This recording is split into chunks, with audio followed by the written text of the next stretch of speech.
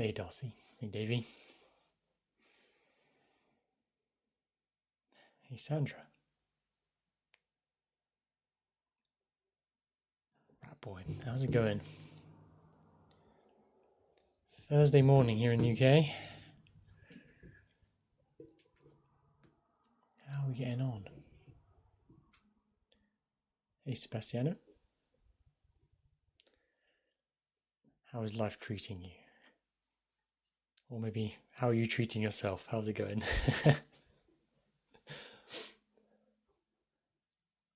The last couple of videos I made were about a revelation I had last night. I figured it's better to just share this sort of stuff.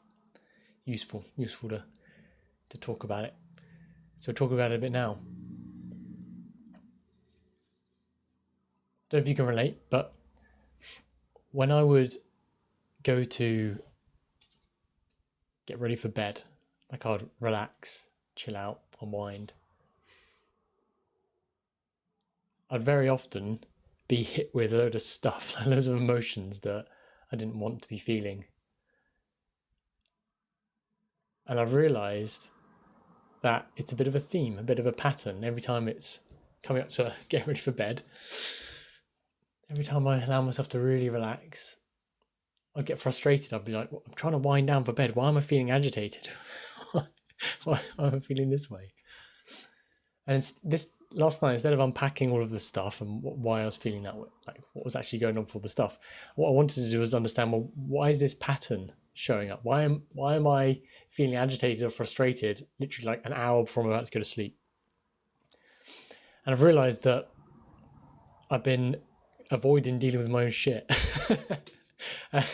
And by that I mean I've been really busy, thinking I have to be busy doing stuff, like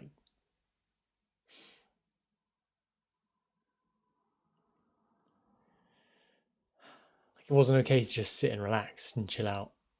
And because of that, when things would come up for me in the moment, I wouldn't really deal with it, kind of suppress it, carry it forward until my body then reminds me when it is safe, right, is feeling relaxed, reminds me about it. So yeah, I'm sharing this because I'm seeing firsthand how important it is to give yourself time to just chill out, do stuff that you want to do.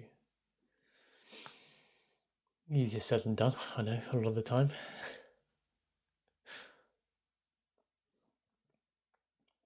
Especially when we're busy during the day, working and lots of things going on, right?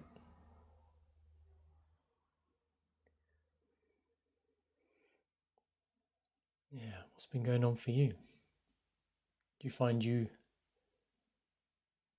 can get to sleep easy?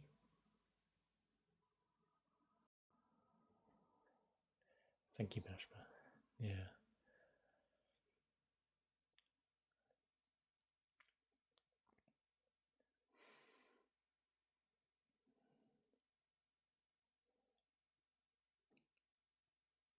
If you are being kept awake at night, there's a reason.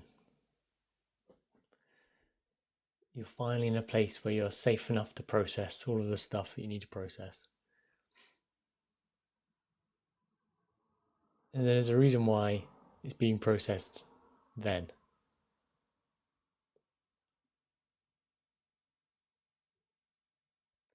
The interesting thing for me now is seeing that it doesn't have to be that way.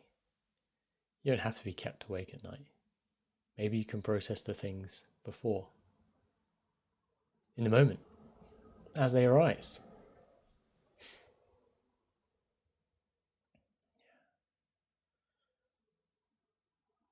Alexander? Yeah, from the UK.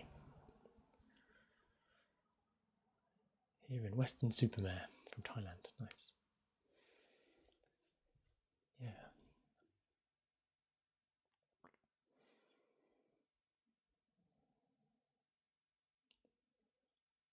Been a bit of a theme of wanting to avoid emotions. Mainly because they're uncomfortable.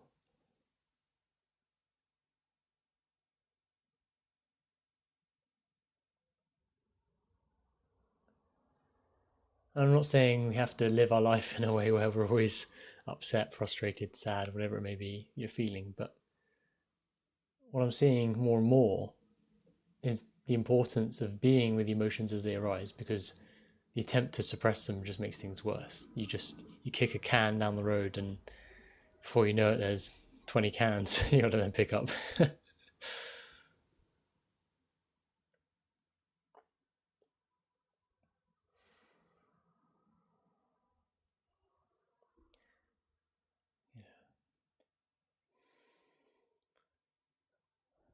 Definitely feels like it takes practice. It's not the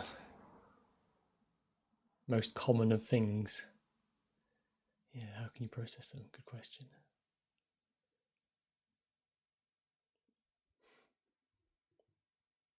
To me, the processing of them is purely being aware of them in that moment, like just allowing them to be there. I think in some modalities you ask, like, where do you feel it? Where is it present in your body? Maybe you try and label it. I'm not a fan of labels. It doesn't seem to help for me.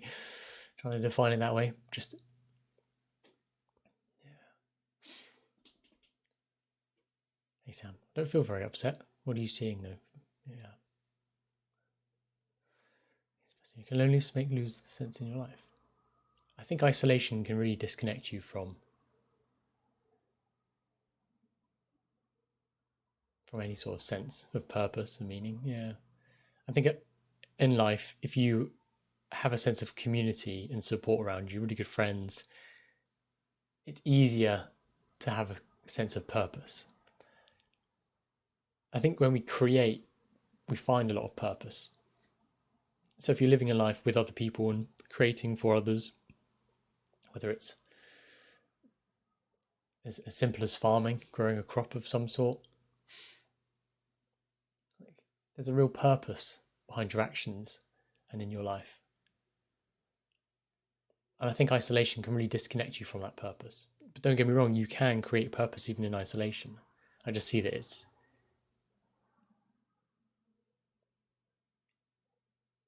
seems to be more difficult to connect to a sense of purpose for yourself in isolation.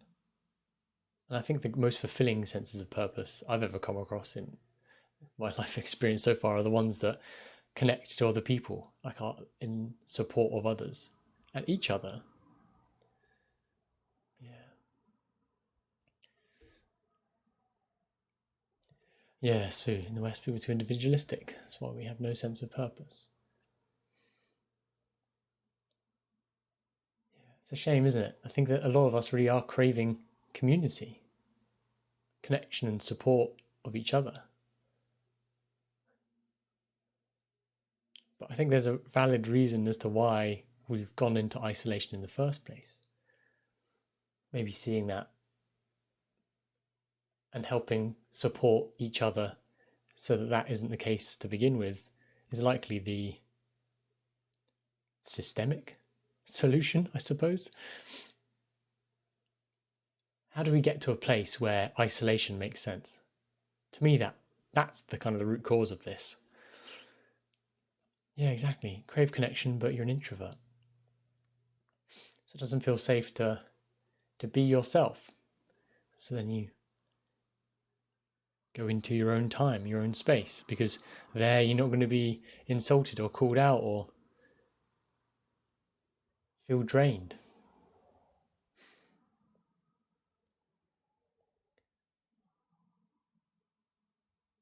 I would have said for the majority of my life, I was an introvert. And that anyone that really knows me or has met me in the last couple of years wouldn't say that I'm an introvert anymore. Like, I go up to random people, talk about random stuff, make friends anywhere. Like, and it's fascinating to see that. I believe that I was an introvert because of all of the fears that I was holding on to about how other people would judge me or see me, and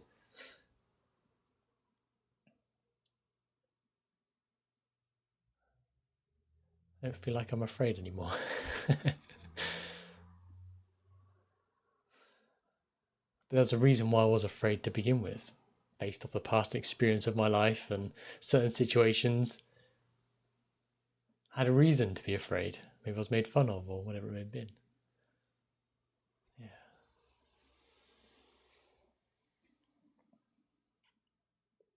suppose it's all a practice, isn't it? Can you be honest with what it is you're afraid of?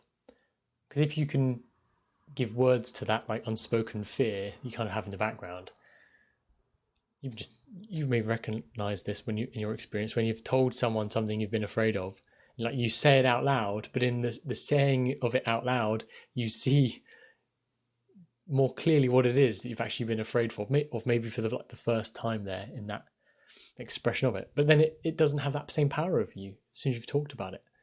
So I'm a really big fan of giving words to the unspoken. Yeah. Hey, Nikki, introvert, afraid of crowds. Yeah. I was at a vegan camp out several years ago now, and it was in a tent full of people, and someone like nearby was like shouting out stuff, and I just got really frustrated, overwhelmed, to the point where I just walked off. Like I didn't even tell my partner, just literally walked off because I was overwhelmed by it all. I was like, this is ridiculous. Like I felt like I needed to control the situation, and there's a lot of stuff that was going on for me then. Yeah, and those social events as well. Being in social situations felt exhausting. Like trying to connect to other people and perceive how they maybe listening to me or seeing me or judging me, and like always being so switched on about how others are feeling and what they're thinking, what they're doing. Like it's like my mind was on overdrive. It's exhausting. It takes up so much energy. There's a real peace I have now because I see that I don't have any control over what other people will think or how they feel or what they're going to do. So it's given me the freedom to not have to care. I can focus more about what it is that I want to say. What do I believe in? What's true for me? Easier said than done, isn't it, right? It's definitely a practice. Helena, does anyone else feel like a kid in an adult's body? Hell yeah, I do. I think it's a great thing though. Like, we think that because we're an adult, we're supposed to look and act and behave certain ways. And I think being disconnected from the fun and the enjoyment of being that inner child that's part of life, isn't it? Maybe that's exactly the point. Maybe we're supposed to be these innocent, loving children in support of each other, you know? Hey, Marie. It's okay to feel not to be okay. Yeah, no.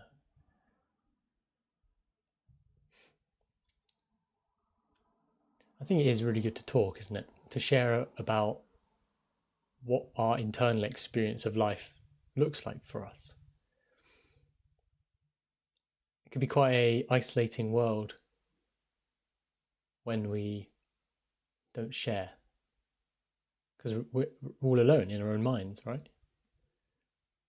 And the moment we can share and talk about these things that are perhaps stressful, perhaps the things that are creating the feeling of being anxious, afraid, or upset. Yeah.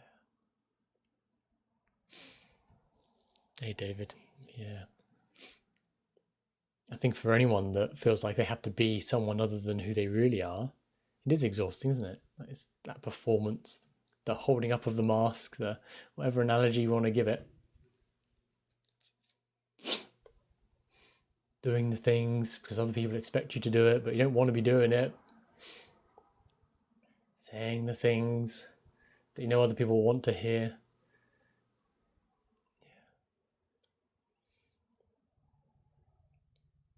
The interesting part for me is seeing that not only is there a reason why you're doing what you're currently doing, but there's a conditioning to that. So there's nothing wrong with you for having this mask and living the way that you're doing, and it's only become aware to you that this is like a problem or an issue because of that exhaustion. And it's only going to become more and more unbearable now that you're aware of it, which is a beautiful, like, self-fulfilling prophecy now that you've become aware of this and you are so clear in knowing that something needs to change. It can't continue on like this. Well, it can, but only you know for how long. How much longer can you tolerate this for? Kind of goes back to, if you can then share and speak about what it is you're actually going through, perhaps you don't need to pretend anymore that everything's okay. Like, you're just no longer going along with it for the sake of going along with it, because you're actually saying, this is what's going on for me. Yeah, those conversations are the one that can change so much. Hi, Lisa. Nikki, afraid of even having your own TikTok live? I think there's a lot of fear around being seen, being vulnerable.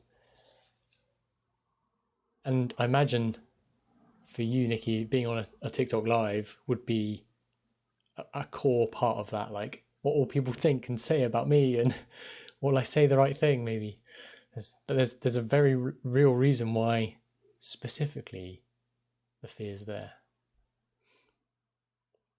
Yeah, having to pretend in my job, it's exhausting you. You love a break just to be me.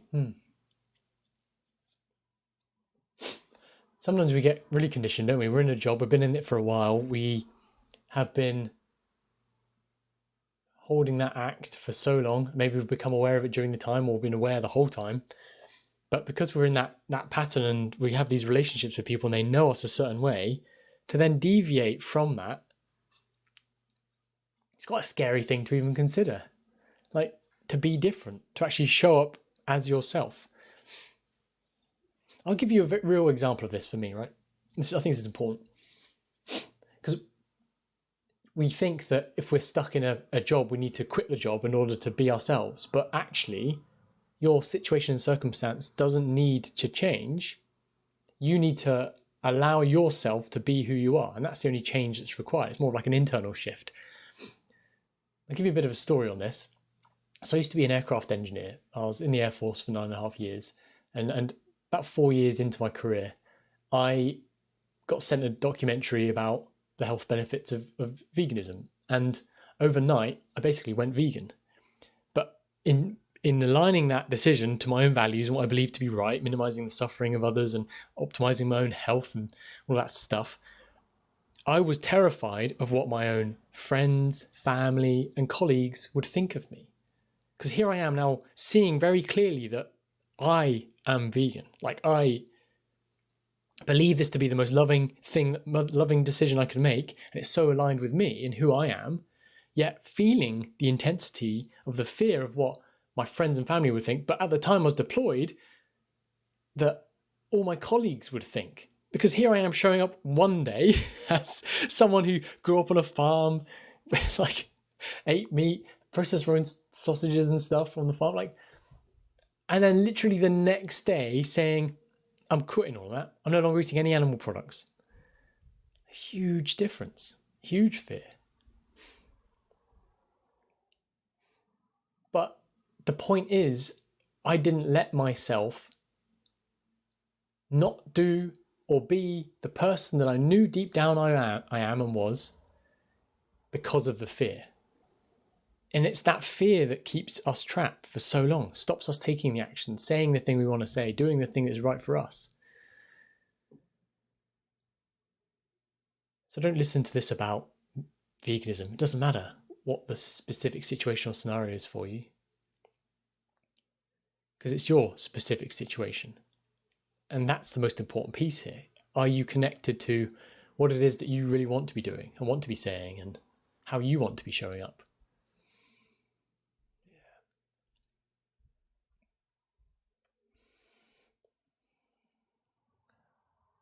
Because on the other side of me doing what I believed was right for me, I can't begin to tell you how many benefits that had for me.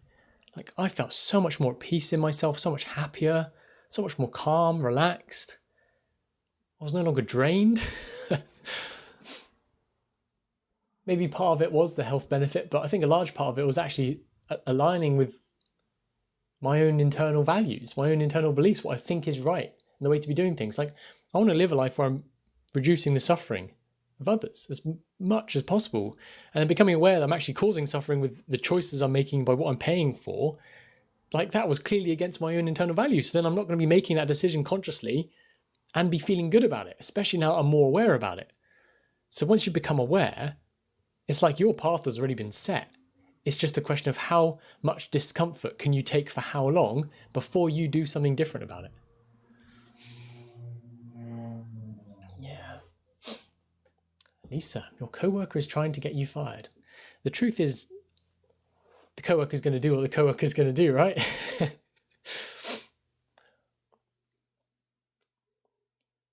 If we worry about what other people are going to do, it often leads to us trying to say or manipulate or control a situation or a circumstance around it in a way that isn't healthy for us.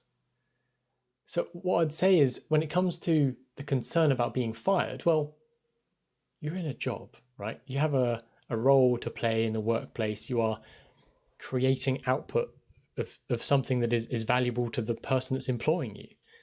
And I'd question, well, what's actually going on? If it's a personal vendetta thing, if that is really obvious and becomes clear to the person that's employing you, or your manager, or whoever it is that can see this for what it is, then you have nothing to worry about. And the truth is, really, you don't have anything to worry about anyway. Like, if you focus on you, if Lisa stays focused on her and what she's doing and what she's achieving, and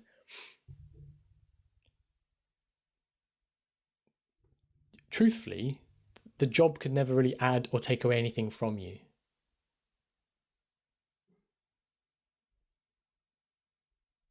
At the end of the day, it is just a job. I understand we have a lot of meaning, like in terms of the financial provision it gives us and all of that, everything that comes with that. But my point here is more like of the internal state of, there's nothing to really stress about here, Lisa. Like, you're a lovely person.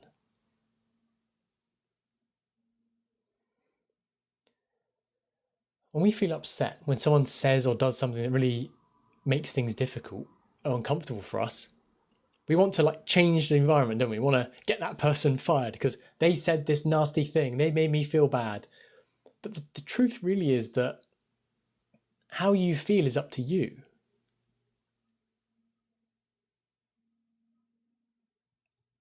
And my belief is that when we do things in the world that we try and change everything outside of ourselves because of how we feel, it's like we're on some sort of power trip. We think the world needs to look a certain way in order for us to be peaceful and happy.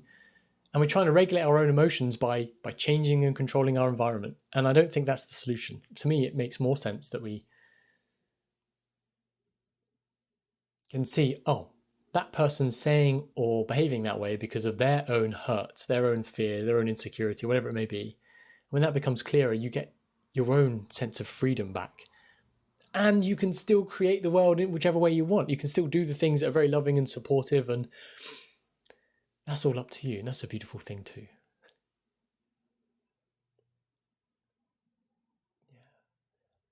Anyways, it's seeing that other people don't have that power over you, really, unless you give it to them.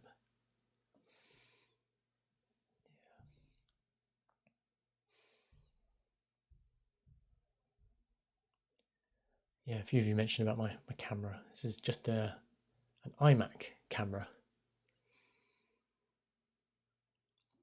Yeah, enjoying TikTok Studio on iMac now. That's good.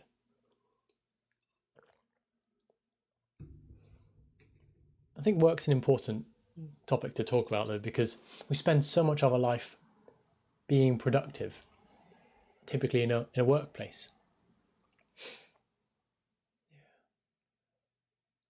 Yeah, Lisa.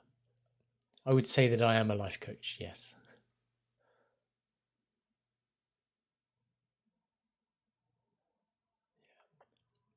It can be difficult to understand someone by their job title alone.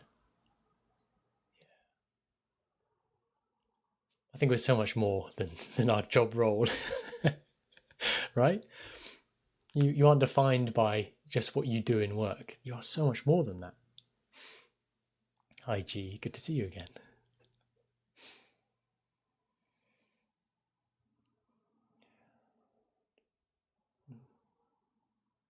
Exactly, yeah. And even then, even as a wife, as a mother, as a nana, like, there's so much going on, isn't there? And you're so much more than those roles. You're the presence of love and support in every given moment. And there's some who call you a wife, a mother, and a nana.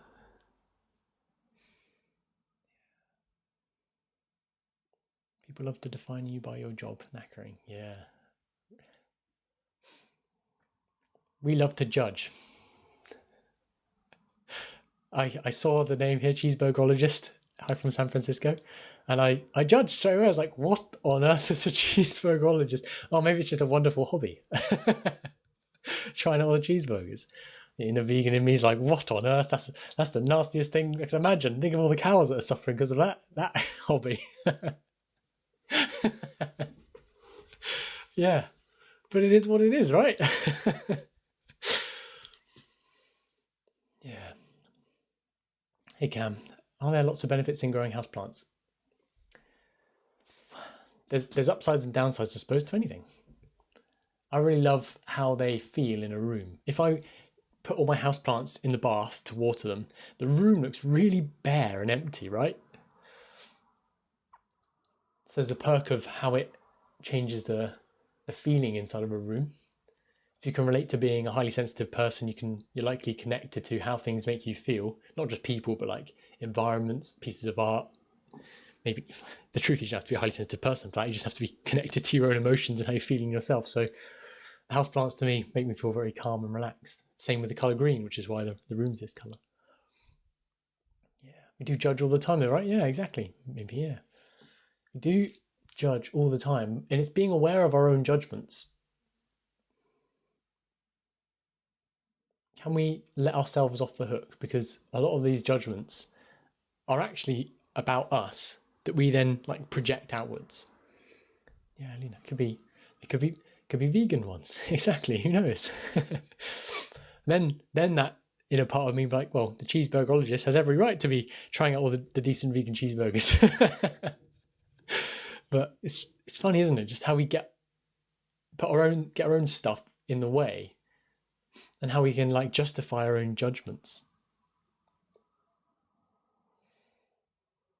What if this whole concept of like world peace comes from finding our own internal peace first? Maybe the world will be more peaceful if we in ourselves choose to be peaceful and not to just buy into the judgments that keep arising for us, right? Maybe the peace that we're all seeking isn't found outside of ourselves. Maybe it's all inside. I see that for me, it's always with me. Peace is always there with me. I'm just not always choosing it. Like, yeah, sometimes someone says or does something and then I react to it. And then in that moment, I'm not choosing peace.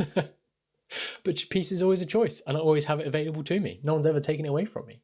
And to blame that person that I then have the judgment of is actually the continuing choice of not choosing peace. It's like I'm continuing in the direction where I'm not being peaceful, loving, or kind. And that only ends up one way. Yeah. Speak things into fruition. Yeah.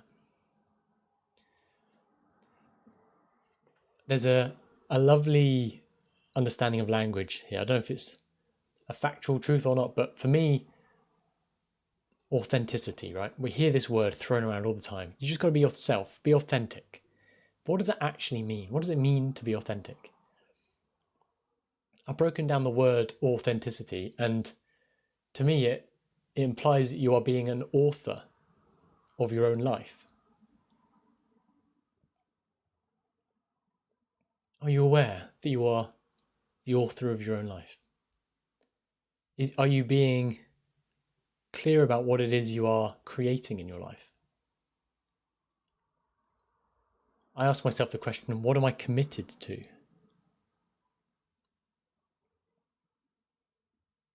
Am I committed to Tom and all of his judgments? all of his fears and insecurities, because most of the time I am, if I'm honest. Most of the time I'm very much there.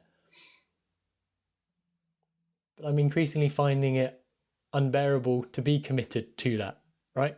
So instead now, being committed to being the love that I am. Good morning, Yvonne. Good to see you again. Could you be committed to your own peace? Regardless of what the conditions are around you, could you commit to your own peace? I say this nearly every live, and this is important for me to share because of how much I see this being the truth. That my happiness is dependent upon my choice to be loving. When I choose to be loving, I'm happier every single time. And that extends into, am I choosing to be loving under all of the conditions? When someone's being hateful towards me, am I still choosing to be loving? Because only then am I free.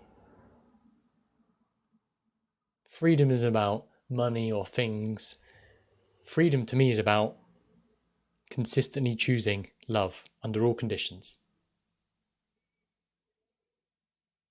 Freedom is love under all conditions. That's what I'm committed to. It's a genuine question. Do you not think this is a part of a bigger structure of individualism? I don't even know what you mean, really. I mean, I could look up what individualism is defined as being. But my perspective is one of, when you focus on the self, you are focusing on all others. When you understand yourself more intimately, you understand how your own inner world is working, how you're operating. You are connecting to others. We are one and the same. We're all equal. And the more we can deal with our own stuff, take ownership and responsibility for what we are committed to, the easier it is then for others to do the same, because we then become like a pillar. Not that we're on a different level, we have like a strength in who we are being. And the fears and insecurities don't undermine us as much. Like they're just, you may relate to the feeling in your kind of your gut or stomach where you don't feel quite right. For me, it's like kind of like a knotted darkness sometimes. That feeling is the thing I'm speaking about that doesn't need to be there if the moment you see that you can choose to be loving, it like solidifies it. It creates like a strength and a structure internally, and you feel very confident in yourself. You believe in yourself. You have like a real solidity to you. Yeah. Crazy language, right? Yeah. What would that mean in the material sense? Can we really know ourselves and each other in this?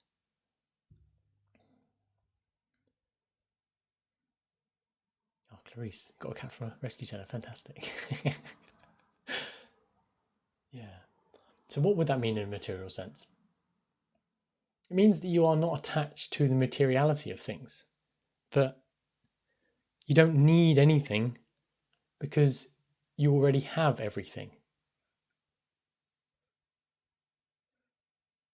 And you see that the material sense of stuff is something that's like, it's playful, it's fun, it's what you can use to create and experience and share, and there's nothing wrong with it. But it changes your relationship to the material stuff. It's like I no longer need the material stuff. It just becomes useful for playing. And to connect to that experience of love and to choose love. To see someone struggling with the loss of a limb and to say, do you know what? I'm going to help fund a Kickstarter or a GoFundMe or whatever it may be for an artificial limb for them. And that choice to be loving in that way is the difference in the relationship you have with the material stuff. Because if you feel that sense of lack, that knotted in your stomach, that emptiness in your gut, that feeling of I need something in my life to be whole, I need a partner, I need to take this substance in order to make myself feel good. You're just trying to fill a void that can't be filled with the external of stuff. The stuff around us, the relationships and the people, were there to be like used in support of each other, not to fill the void. And I see a lot of issues, right? It's very easy to become addicted. And addicted is like you become dependent on something outside of yourself to provide something internally for you, which you don't presently feel. And there's a lot of issues, isn't there, with any sort of addiction. I would say I used to be addicted to video games. I would find a discomfort in myself throughout for whatever reason, and then I'd go to play the video games to distract myself from the discomfort. So instead of being like emotionally intelligent and being with the emotions and allowing myself to feel it and process stuff and grow as an individual, fundamentally, I would avoid it. I'd be addicted. This isn't to create shame or guilt around what you are feeling and what you're doing with your life, but just to be aware of what are the side effects, what are the costs that are involved in me choosing this thing that's outside of myself instead of me.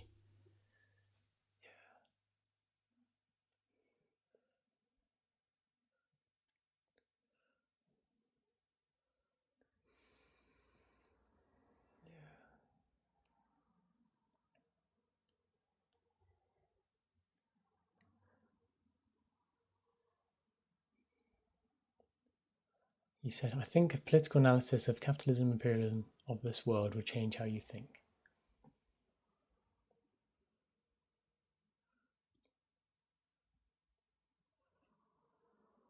If we need to go into, say, politics or capitalism versus communism,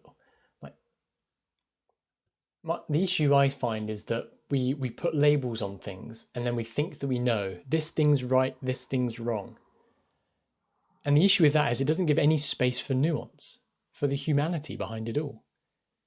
Perhaps it's far better that we don't have these labeled applications on things, and then we allow ourselves to bask in the innocent playfulness of experience and collaboration and collective well-being, instead of this manipulation and control of the environment around us to make things the way that we want it, because it has to be that way for us to feel good. And I think all of that stuff comes from this internal stuff I'm speaking about here, about how you feel and what you're doing, whether you're using substances and things outside of yourself to regulate. But then there's so much we could talk about there, isn't there? Because, for example, if I eat something that's caffeinated, if I have caffeine in my diet, it makes me feel a certain way. And then from that feeling, I'm doing things in the world.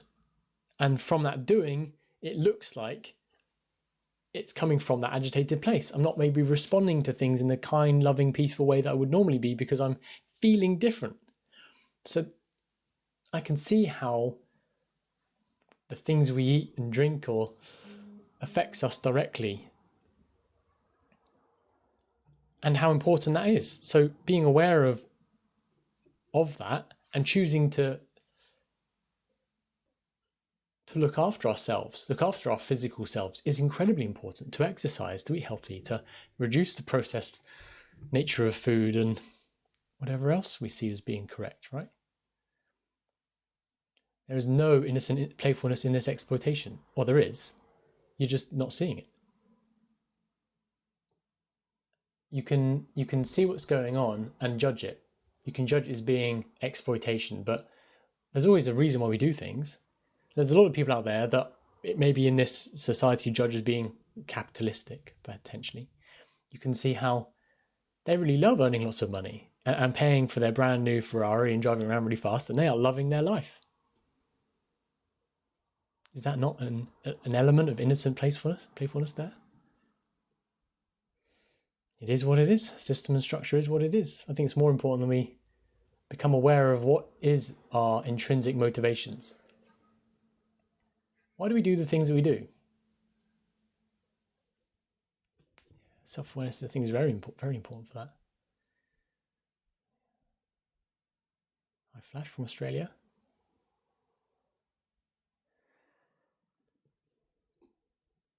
Yeah.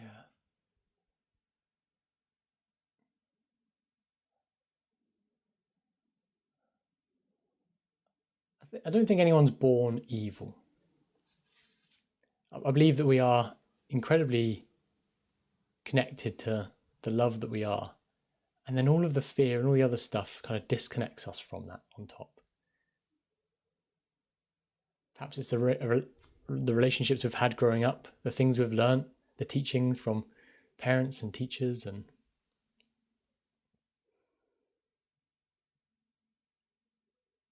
to me, this experience of being an adult is almost like an unlearning, like a reconnection back to that childhood innocence within me, like seeing my childhood self more often, seeing Tom, like Tom being there within me. Because if I say to myself, I'm not a child anymore, I'm an adult, I have to do this and that, I have to have a job and blah, blah, blah. How do you feel when you say those things?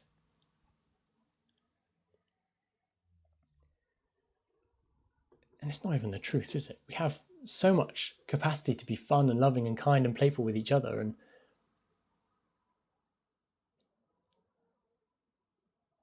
like I love the thoughts of enjoying life and helping other people. Like I love that.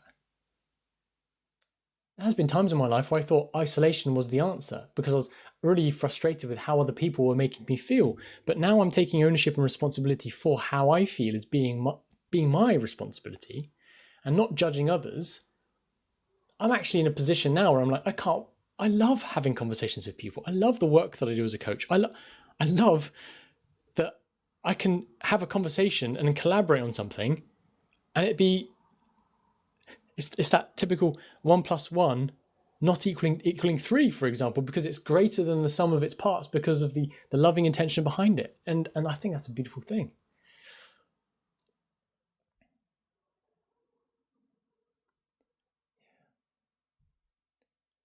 Yeah, we're all children in big bodies, right?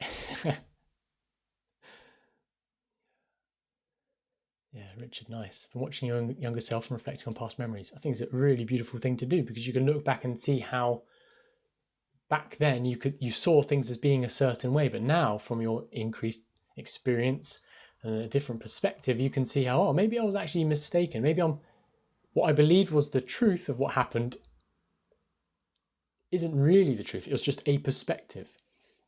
And from that younger self, I could see why quite clearly they thought what they thought when that happened. Now I can kind of recorrect. I can believe a more loving truth. See a different perspective. Maybe evil does not exist, but there are structures created that are actively hindering playfulness. For many. Yeah, I agree. And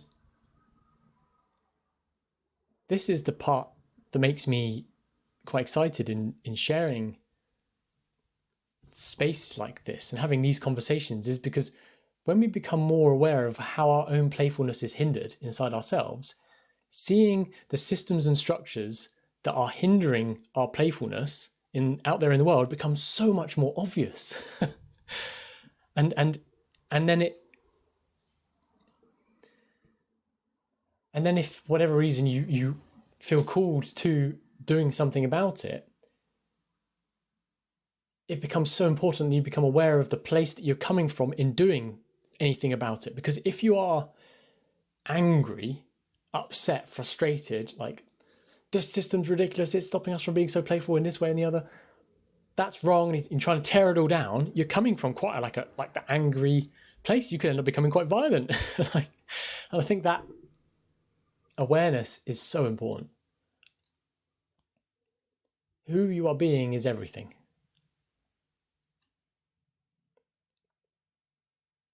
Ain't much, Gwyn. But the world ain't playful, mate. That's your perspective on things, right? For you, the world isn't playful. For me, it is.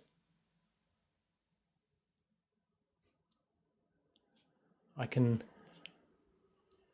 look to the videos of monkeys in the jungle playing with each other. I can see the newborn lambs in spring running around the fields together. And then my experience tells me otherwise. But what we look for is what we'll see. If I'm looking for the playfulness in all of life, then that's what I'll see.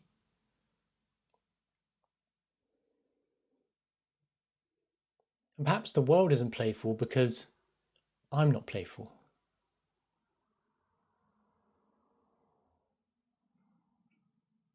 Yeah, if your world has been, say you've got 18 years in the Navy, yeah, spent 9.5 years in the Air Force.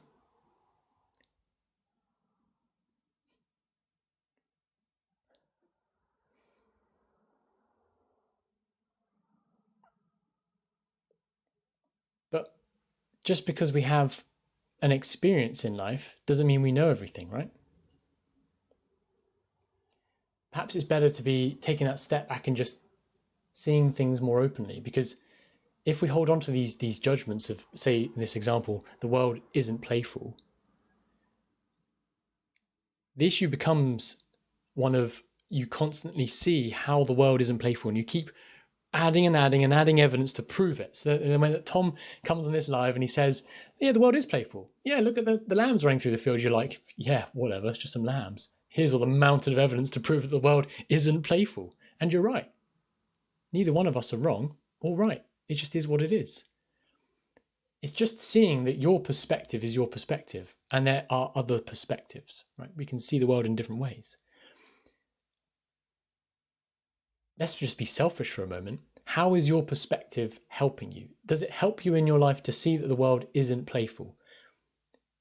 From my perspective, I can see how that will be incredibly limiting for you. It'll be frustrating because it's like, oh, the world isn't very playful, so what's the point?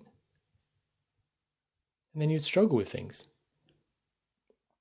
I've had a similar perspective for a long time. I was like, oh, it's all just war and famine and doom and gloom, and everyone's just eating on the animals. There's so much pain and suffering in the world. Awful place. Awful place I was living in my own head. My mental health was awful when I was believing those things. At the moment, I shifted my perspective. I can see how things could be different to how I was believing them at that time. I could see the innocence in all things and the playfulness. I went and bought myself a motorbike and fly around on a paramotor. So my life becomes one of, this is really fun. I can enjoy my life. It can be really fun and playful. And then my experience is far better off.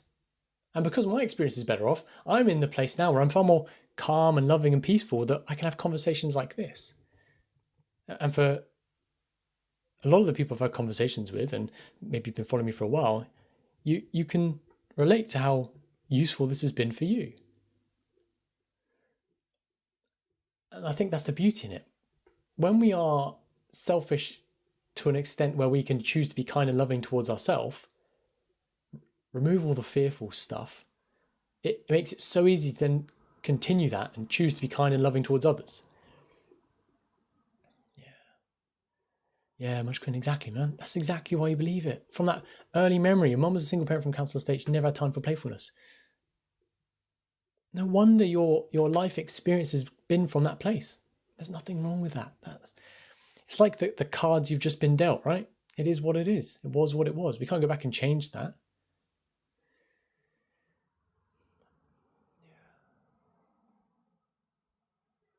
Yeah, and it's easy to judge me as well. It's easy to see that, oh, yeah, of course you think that way. You're just privileged. Yeah, I get that as well. That's perfectly valid. I was privileged with maybe being dealt a card of hands in my life that were different, that made it easier for me to connect to this perspective. Hey, Sebastiano, I don't believe... Good question. Which religion do I believe? I believe that all religions connect to a universal truth, and they last the test of time because there is that universality of the truth there, the core truth. But I think a lot of them, in fact, in theory, all religions, have elements of fear within them. They're trying to get you to do certain things in a certain way. There's rules. Maybe there's in part for a good reason, but it's the fear that goes with the religions that creates a lot of the conflict. I'm right, you're wrong. I believe this, yeah, but my religion says otherwise. And that's part of the issue I see personally. So I believe that fundamentally all religions speak to that universal good because that's who we are. But I don't follow a specific religion. I take the good from all. Whether it's Taoism, Buddhism, Christianity, doesn't matter. It doesn't matter. It's all, I suppose love is all there is. Yeah.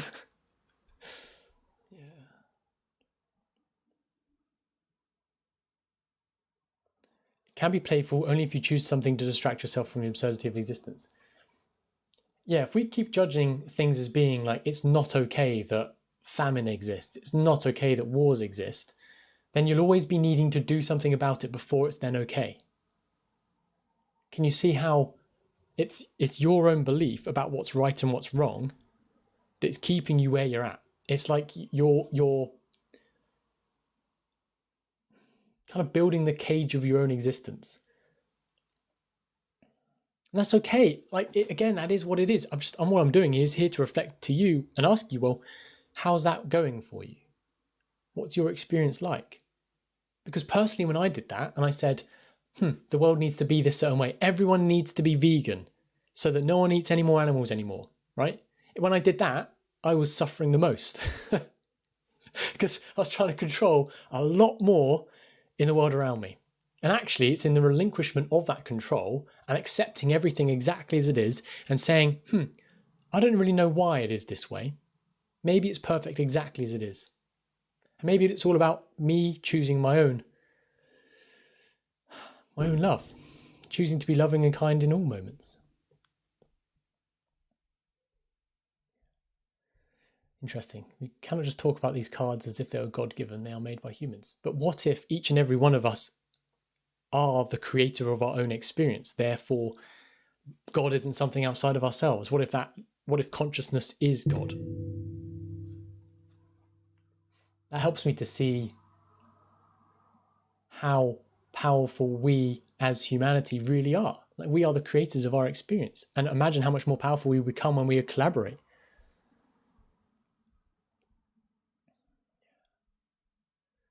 Yeah, why some people act cruel and unkind towards innocent beings? Yeah, it again comes from that internal state of experience when you've grown up believing that's the right thing to do. You don't know any different because you're innocent. Ultimately, you don't know any better.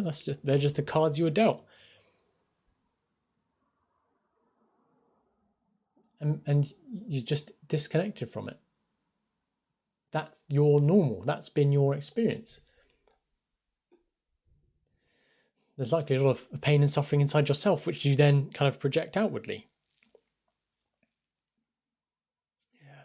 Like last night, I was feeling really agitated. There's a lot of frustration. I was like, it's really warm anyway.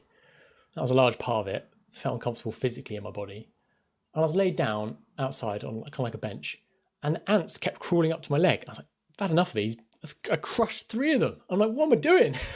Why have I just crushed 3 ants? Because I was agitated. And that doesn't justify it, right? That doesn't say, oh, it's good or bad. It is what it is. Ants got crushed. It just is, right? But the place I was coming from in that action became so clear to me. Oh, was I choosing to be kind and loving? No, absolutely not. Yeah, I want to know other perspectives. Yeah, fantastic. This is what it's all about, right? Communication with each other, talking about these things. It's so important.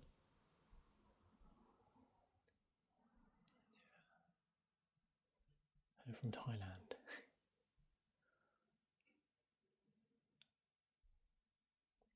Well, what do you want to do about all those who are anything else but loving?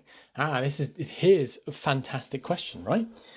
If you think that you have to do something to other people that aren't loving, like put them in jail, sentence really bad people to death, you are just extending that fear into trying to control other people. And what you end up doing is creating and further justifying the existing systems that are in place that create the fear and people that aren't being loving. It's like the cycle just repeats itself. And if anything, if you keep thinking that you have to do something about it, you make things worse because you're not taking the time to be loving within yourself, to choose that for yourself, and then to do things that are kind and loving, which is so fulfilling and makes you feel happy and you're free. Instead, you're choosing, I have to do something. I need to change the climate crisis. I need to protest about this and that. And it's so important. It's essential that you are seeing the place that you are coming from before doing anything. Let who you are being infuse your doing in the world. Just be aware of it.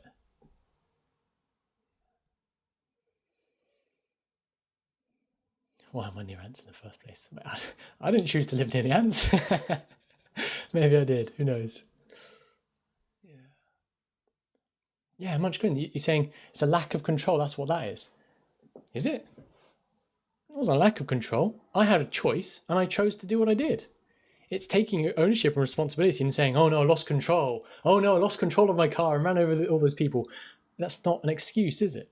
You take ownership and responsibility for what it is that you are deciding to do, regardless of the conditions. And it's so easy for us to justify it by, oh, I was feeling really bad. This person made me feel really awful. That's why I did what I did. No, get a fucking grip and take responsibility for yourself.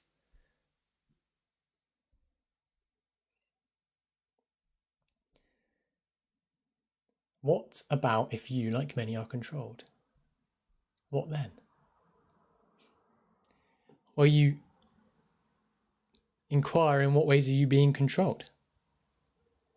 Where am I feeling the pulling of the strings?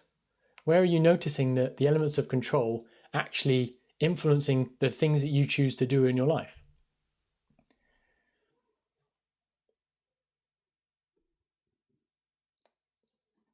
Do you give yourself the time and space to really contemplate and disconnect from social media and the outside world and the news and all the external stuff? Because if you don't, it's likely that's going to have an influence over you, isn't it, right? That's maybe an element of control for you. And that's okay. But if you take yourself off wherever, sit in a room in your house, it doesn't matter wherever you go, because wherever you are, that's where you're going to be anyway, and just go within yourself.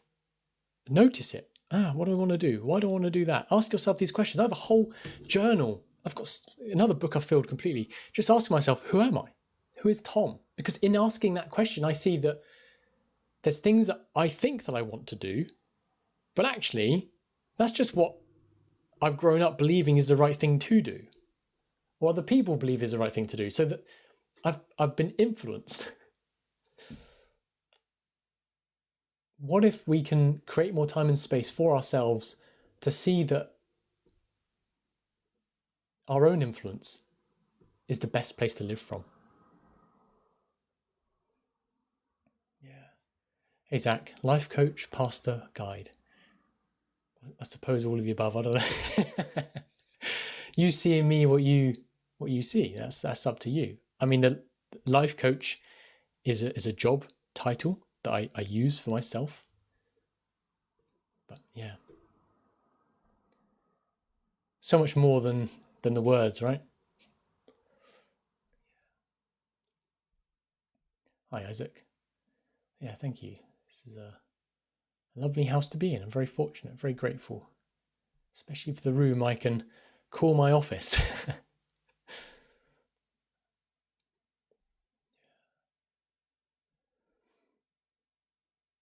Yeah, I think all people are controlled by money as they are forced to be. It's interesting, isn't it? Because it works for the good as well. But we see how it can be so controlling. Oh, I have to go and earn money in order to pay for the things that I want. The truth is that's a system, but it's not the only system. I mean, bartering exists, for example. There's no reason why you can't have conversations with people and be like, oh, can I trade you your effort for my effort? Can you do this job for me if I do that job for you? No reason why not. It's all in a conversation that gets created. And it's taking ownership and responsibility of yourself in a way that allows you to be that author of your life. Can you say the things that you want to create? Can you speak into existing? Because if you don't, if it just stays within, I think I can see it gets very frustrating. It's like, oh, I'm not able to do the things I want to do, but no one even knows. So how are they going to help to support you in the creation of it? It's so important to speak it. Do I believe people could truly change? Absolutely, yes. Sunday, it is live, just a few messages behind. Yeah. Feel free to ask whatever you would like to ask. Yeah. Seems weird. Am I AI? It's difficult to trust, isn't it, nowadays? Is this AI? Why is the monetary system something good? Because if you are very good at one specific thing, we have a way in which all of us can reward or exchange something for that which you're really good at. And I think that seeing how easy it is now to exchange goods and services with that universal currency, it makes there's less friction involved, right? Instead of me having to trade my cow for a tire change, like there's a few levels of conversations I have to get from cow to my tires being changed in my car, right? So like, to me, it's so much more convenient. There's so many positives to it. Maybe it's not the money itself. Perhaps it's the control over the supply of it. Perhaps the control over the creation of the money, the inflation rates. I know that there's a lot of complexity to these sorts of things, but again, I'm here really to speak about the core of it all. Is what's the place that this is coming from? Like, when you think about what the United States was founded off of, like the Declaration of Independence, that was created for the best interests of the future. It wasn't a very selfish act to do that, right? So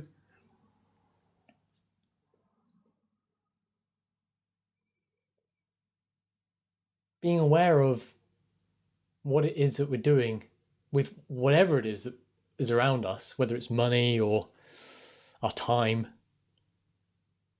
where are we giving it? Yeah, you've asked about with money, you said about why not give and receive. Yeah, it's a huge part of it as well. It's another form in which we can exchange, we can give and can receive.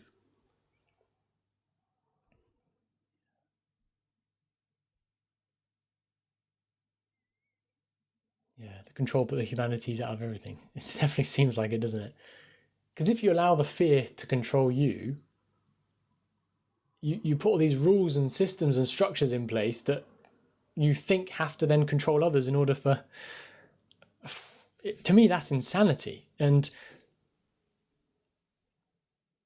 that's not to say there's anything wrong with systems and structures, because they can be created from a loving place.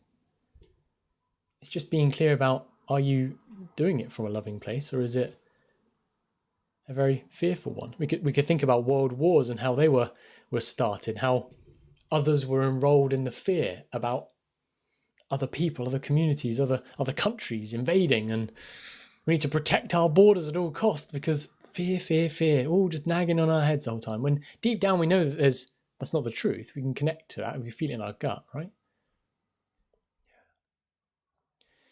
Hey Sunday, my question is, what can a person do when they no longer have enjoyment in things they used to like?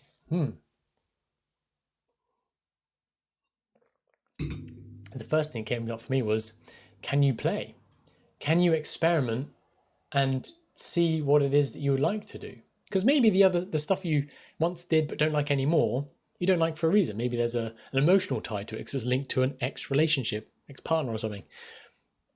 But maybe that's a gift in itself. Maybe that's now a wonderful place to be because you're maybe feels forced, but it seems like you're actually more open to trying new things. Maybe you want to learn a new instrument or take up a new hobby.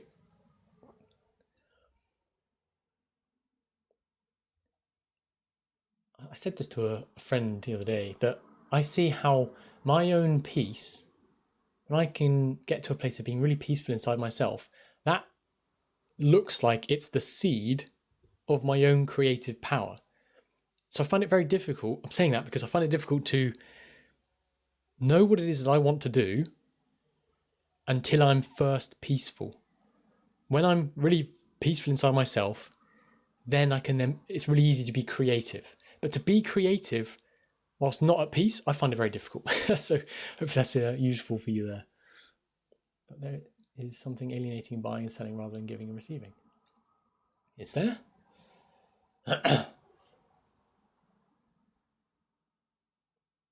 I repaired my next door neighbour's rear bumper. They I think reversed over a stump of a tree or something. And I was working on my car at the time. He came over and said, "Oh, you look like you're good at car stuff. Do you mind having a look?" Had a look. It's like, yeah, this is simple enough to fix. I was like, yeah, I'll fix that, no problem. I can do that. Have the time, have the resources, have the energy. I want to do it. Felt like the right thing to do. So I did it, repaired it. I did it kind of first thing in the morning. He left all the stuff out for me, which is great. Well, it was lovely and cool. And then later on in the day, he came over and he thanked me for it. He couldn't believe how well I'd done it. It looked great, couldn't even tell. And I was surprised because I had no expectations I'd receive anything. I was like, oh, I'm just going to do this because I want to do it. And then he came over and had the conversation, really thanked me for it, and essentially gave me £20. I was like, oh, thank you. I think we get caught up a lot of the time because we do things with an expectation. I'm only going to do this if I receive this. And those expectations can be so controlling. And when I let go of those in my own life, I have conversations for free, like you can see on my website, without expectations. The most beautiful things happen. Like I receive it in other ways. And it's not always financial. And I think it's a wonderful thing. Some of my best friends are people I've met online. And you could say online's an awful place to be, right? Social media is a terrible thing, but my best friends were created in the conversations I've had with people that I found online.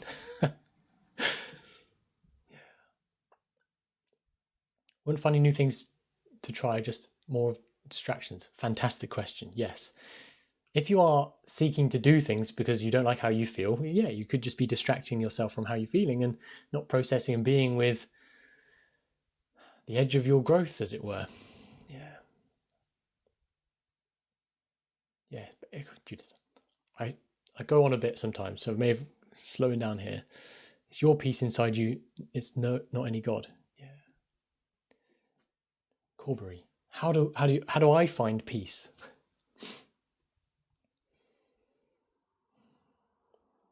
You have likely seen me do it this whole life. Like I close my eyes, I take a real conscious breath, I go within myself, and I notice the thoughts I'm having. You may label it as like meditation. To me, meditation is just something you are present. It's like meditation is like a practice of being present.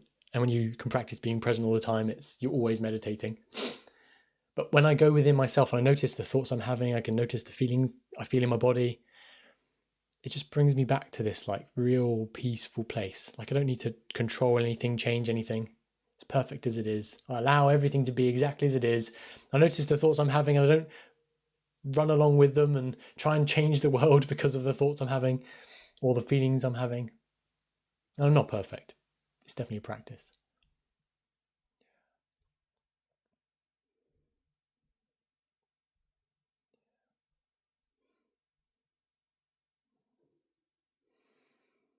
It's why I know that peace is always with you. Like peace is always available to you. It's just a decision away. And you see me close my eyes and take that breath, and I go within myself. And I know it looks weird. And I've had some strange comments be reflected back to me, like, what are you doing with your breathing? What's going on there? But that's what works for me.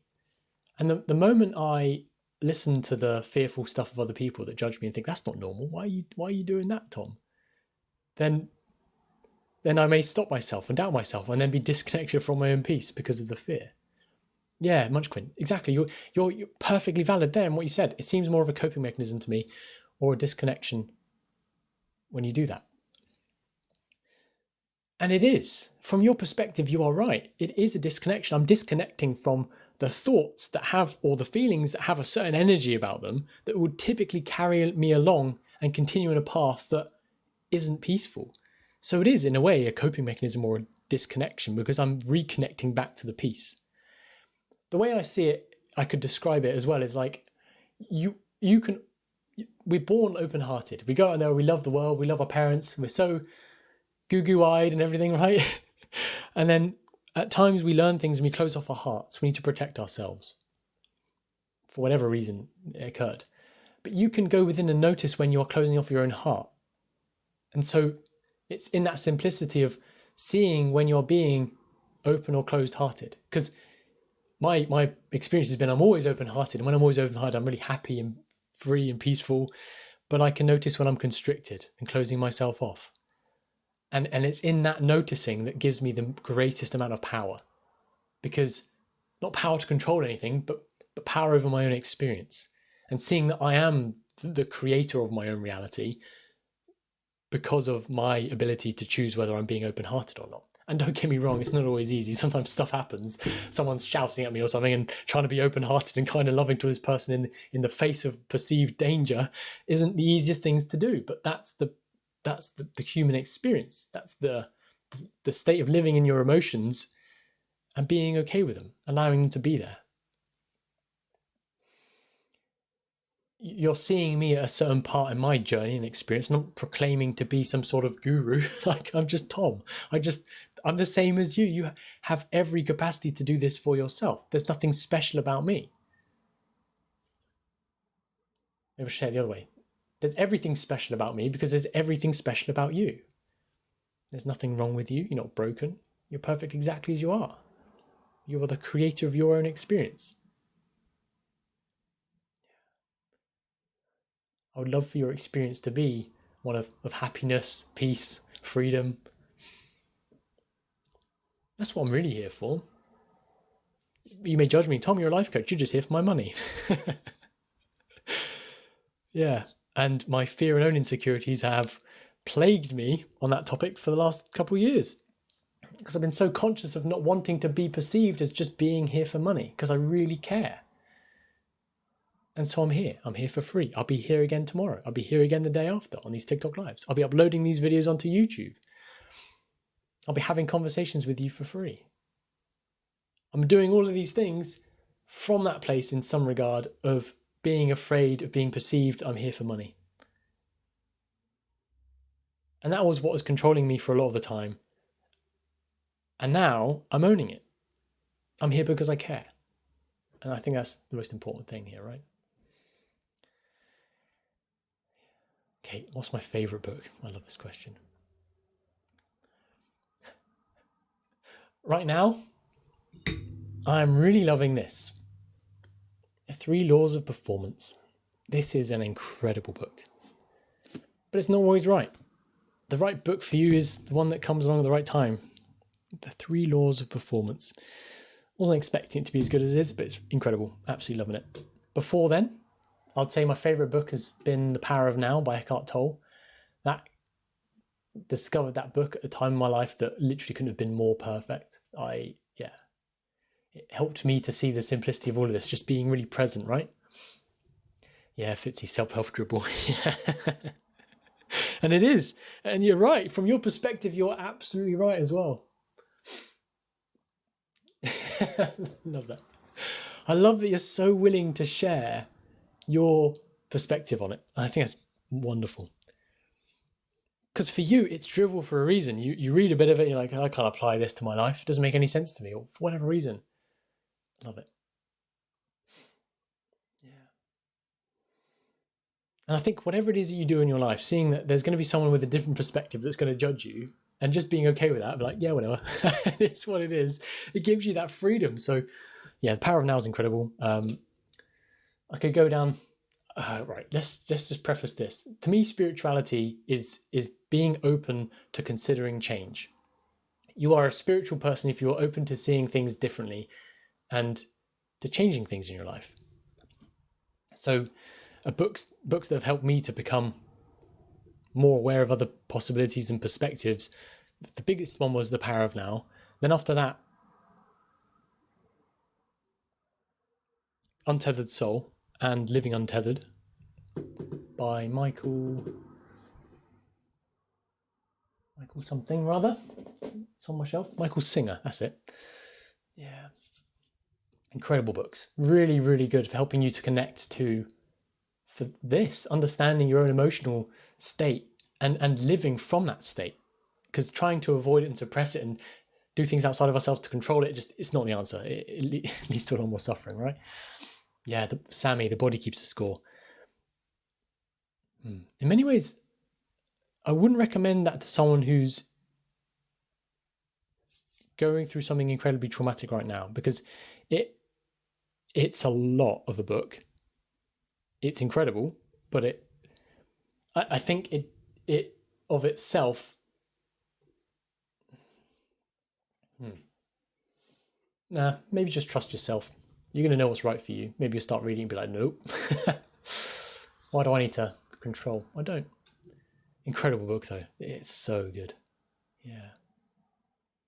It's all the small things that bring you peace, in my opinion. Yeah, Munchkin, what's some of the small things that bring you peace? Going through the thick of it right now, but maybe it would be good for me. Yeah, Sammy, it's up. If it feels like something that you feel called towards, you've suggested it, so likely is the right thing for you. I know that in my experience, sometimes the thing that's been most challenging, I've actually learned the most from.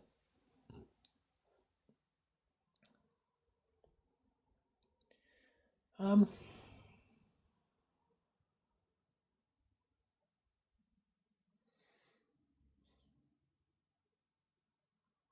was going to recommend a book for you, Sammy, but yeah, I'll do it.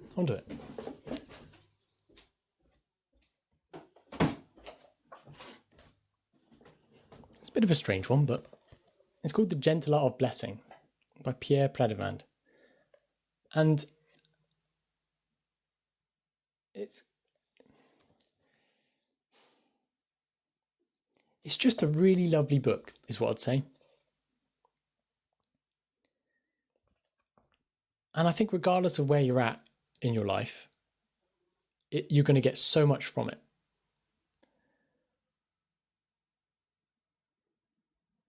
Yeah, I really love this book. Holding it now, I'm thinking maybe I should read this again, because it's just so, yeah, you won't go far wrong with it. That's what I'd say there. Yeah. Oh, Munchkin, nice. Spending time with your son, sitting down on a bench for a while. It's the simple stuff, isn't it, right? Being out in nature, enjoying things as it is. Yeah. Hey, here we are.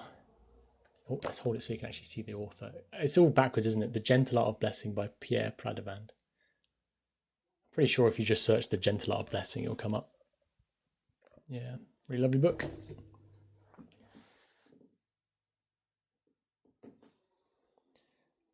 Yeah. Self-help. That's a whole topic on itself, isn't it, right? Okay, I'm going to share this. Perhaps we're not supposed to go through it all alone.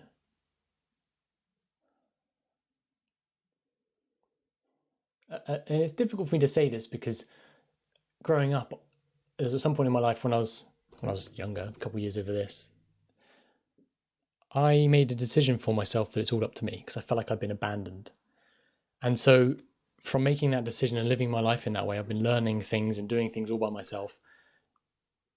And it's not been very easy, if I'm honest, because every time I've had a conversation with someone that has really genuinely loved me for who I am and listened and understood, it helped me more than months of self-help journaling.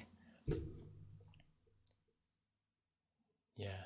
And I'm saying this because I'm owning the value that I know that I bring, because that's repeated to me all the time as well. But I'm sharing this because it's so easy to just be stuck and to keep reading and reading and reading and reading and journaling and doing all these things to try and heal. But actually, all you really need to do sometimes is just have that conversation that you don't want to have, but where you are being really honest and vulnerable about what's going on for you.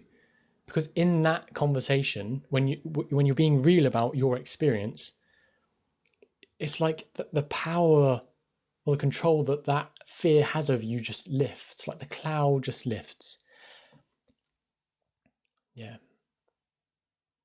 If you want that conversation, and it's a shameless plug, I know, but if you want that conversation, it's completely free for 30 minutes with me if you want. So I would love to help you lift that cloud in any way you may have been experiencing. It may have been there for a long time, so it may feel like quite a release, but yeah, it's not unusual for there to be emotions to come with it.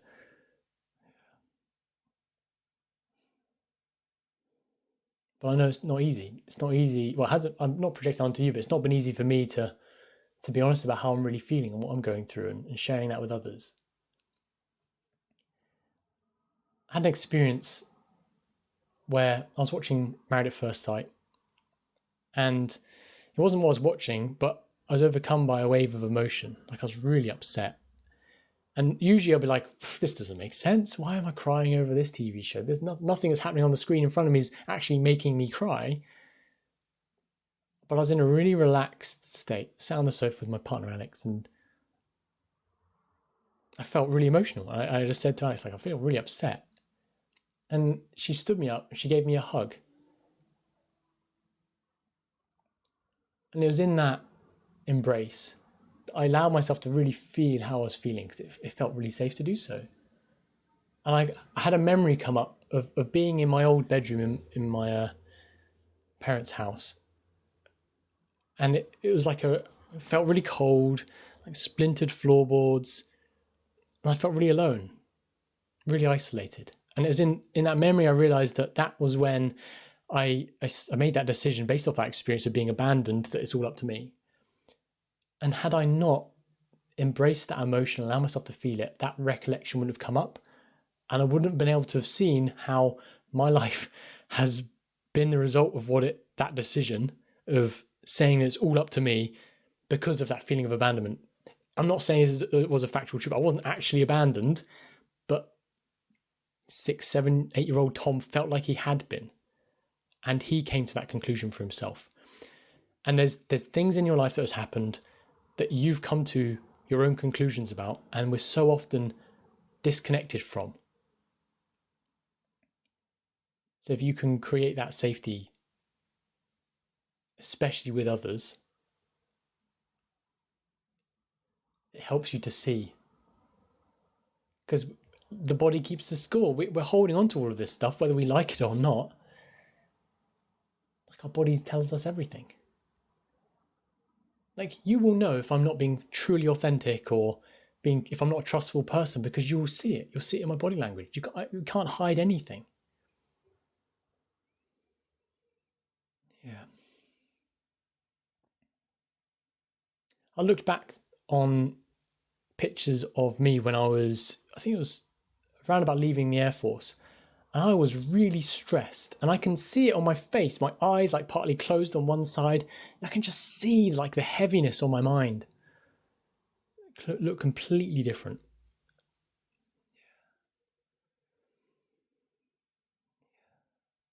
Your body tells you you're sad. It's okay to be sad, isn't it? Allow yourself to feel how you're feeling. Yeah. I'm gonna plug my partner Alex here, because if you are struggling to give yourself the time and space, and maybe it feels quite daunting to have a conversation with me for whatever reason, I don't judge you. I would really encourage you to speak to my partner, Alex. She's such a lovely human being. Like, she's a hypnotherapist. She has this wonderful package where I think it's for 5 or 6 sessions. You are given this space to really be with yourself from the comfort of your own home. It's online. And it's honestly wonderful. It's so calming, so relaxing. You don't have to speak about anything. I mean, there's a few questions in the beginning to understand like what your situation is, but you don't have to go into the depth of the details about stuff like that. So yeah, go check her out. She's known as a highly sensitive hypnotherapist. Send me a message if you want me to share a link to her website. Yeah. The boy in the picture is me. It's me when I'm like 5 or 6. Polaroid. Old school. Although you're supposed to use Polaroids now, don't we, for our own. Yeah. Yeah. Judith. I'm so young. Hey, Munchkin. No, I wasn't an officer. No, I was an aircraft technician. A couple of years on Typhoon. Spent 5 or 6 years on Chinooks. And then a couple of years on aircraft crash recovery. What a life experience, eh? Yeah. Yeah, Judith, 32. Lynx Mark 8. Cool. Yeah. Army used to work on them as well, didn't they, Lynxes? Duck, love your question. What is my purpose in life? My purpose that I've created for myself, whether it's maybe connecting to the truth or not, I don't know, but we're experiencing it as we go, is to be the presence of love. To be the extension of love, to choose to be loving towards myself and others in every situation that I can. It's a lifelong goal, one that I may never truly achieve, but I think that's the beauty in having that connection to a purpose, right? Hey, Leah. I'm not single now. I have a lovely partner, Alex. Yeah. I seem hurt. Am I okay? I mean, there may be some sort of pain inside. I'm just not really connected to it right now. I feel really, really peaceful. One piece of advice you would give your younger self.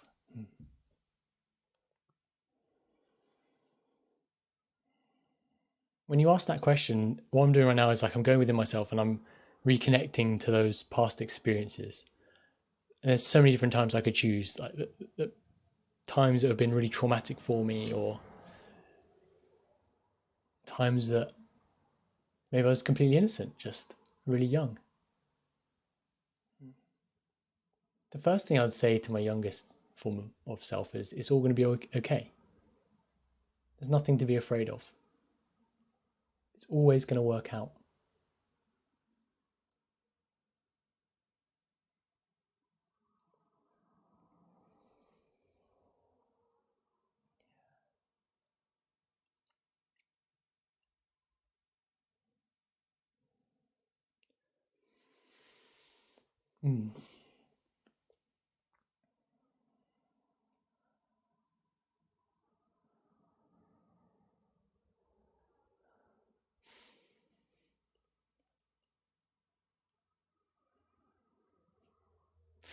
What if life is supposed to just be fun, right? What if that's the whole point? To be enjoying ourselves, enjoying the time with each other.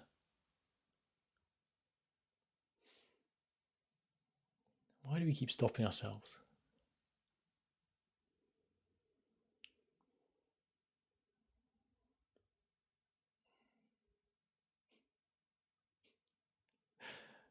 Yeah, fears, exactly. Yeah.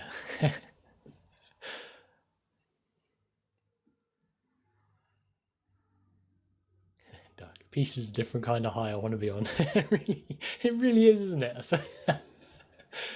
Oh my goodness. I see it as being like high on life. There's so many people judge you for it. Like, what is this crazy person saying and doing? And why, why are they just dancing like that? Why are they singing out in the street? Like, and then we are going back in ourselves, terrified and afraid of of doing anything that we want to do because of the fears. And have you tried it? Have you ever done something you really want to be doing, and then it works out really well? It's like, this is really fun. I love this. I could do this every day of my life. And then we go back to, oh no, I've got to earn money. I need to have a job. I need to do this. Oh, bills need to be paid. And then like all the fears kick in and drag you down. And more. Oh man, it makes me wonder, like, what's the most sane way of living? Maybe it is actually in the fun, playful experience of life.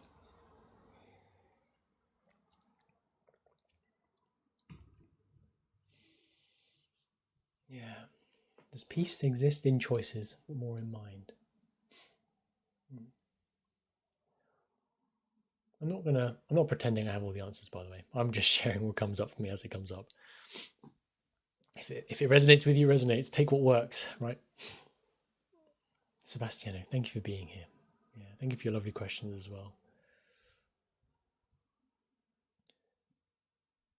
I wonder if the thoughts we have are coming to us as a result of our past creations. We get stung by a wasp.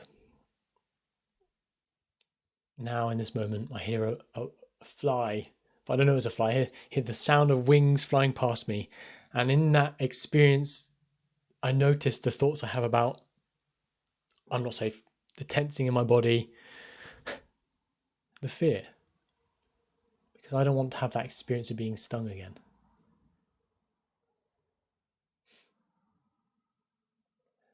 We often live like our thoughts, we're like a victim to our thoughts, and that we are our thoughts.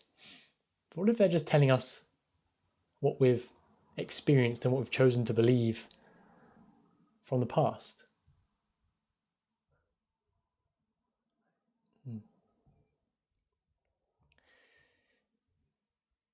Hey Queen, what happened, bro? Please. There's a lot of stuff that's happened in my past. Which bit do you want me to talk about? Yeah. Have I been in America? Yes. Been to Tucson, Arizona. Yeah, I went to visit the Grand Canyon, and there was a couple of observatories as well. A giant meteor crater as well, which is pretty cool. Can't remember the name of it. And Phoenix. I went to Comic-Con in Phoenix, actually. That was quite an experience. Yeah. What's my opinion about Islam? I have no problem, no fears about any religion. I just don't think the answer's laid in control in any way. Like I love to live in a world where we could just get on with each other perfectly. You can believe what you want to believe, but it shouldn't be in a place where we tell others to be a certain way or do a certain thing. So I think this way about all religions, not just Islam. There's real simplicity and beauty within all religions. And if that's the path you are on or taking and that's your experience, fantastic. Love you all for it. How old am I? 32 years old. Do I like press insect? Oh, you're asking because of the pictures. Yeah. These kind of fit with the vibe of the room. Is the first thing I'd say. They weren't something I intentionally went out and bought. They were given. And I really like how one of them is about butterflies, the other one's about beetles. And to me, it's quite symbolic of what it is that I do in my work. Because we are often living in a way where we think we know what things are. Like I think, oh look, here's all these butterflies. I know every single one of their names, and all these beetles. I know all that, how we define them and their Latin names and where we can find them. And we think we know, but we only know because of our curiosity about them. What I'm getting at here is that we use labels. When we use the label, it can restrict our curiosity about it. Like, do we really know about how the pigmentation is formed on that specific beetle? Why one's fluorescent or not? Like, there's so much there. language is useful, very useful, especially when it comes to creation. But I think being witness to life and being curious about it, especially in the realm of science and understanding, it's so important that language isn't used to define things in a way that cuts off that curiosity. But it's just my perspective. Would you say you balance what you desire and what is good for you? Maybe everything that I desire is good for me. And maybe it's just I've been mixing up my desires from my wants and getting the two confused. So that I think that I want something because of a need to control how I'm feeling inside myself, when actually what I desire is something else. Because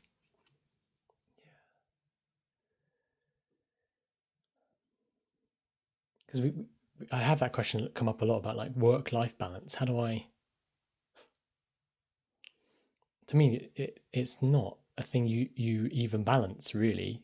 It looks like it is because you look like you have to spend X amount of time in work and X amount of time doing other things. But the balance is whatever you want it to be.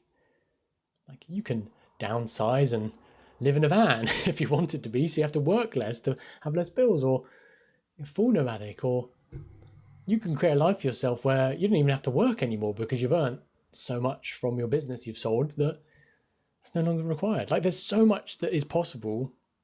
And I think part of the trap is believing that it's not seeing it, not being able to see it. Hey, YB, how are we doing? Don't think too much. Your mind is a dangerous trap. Get some sunlight. Yeah.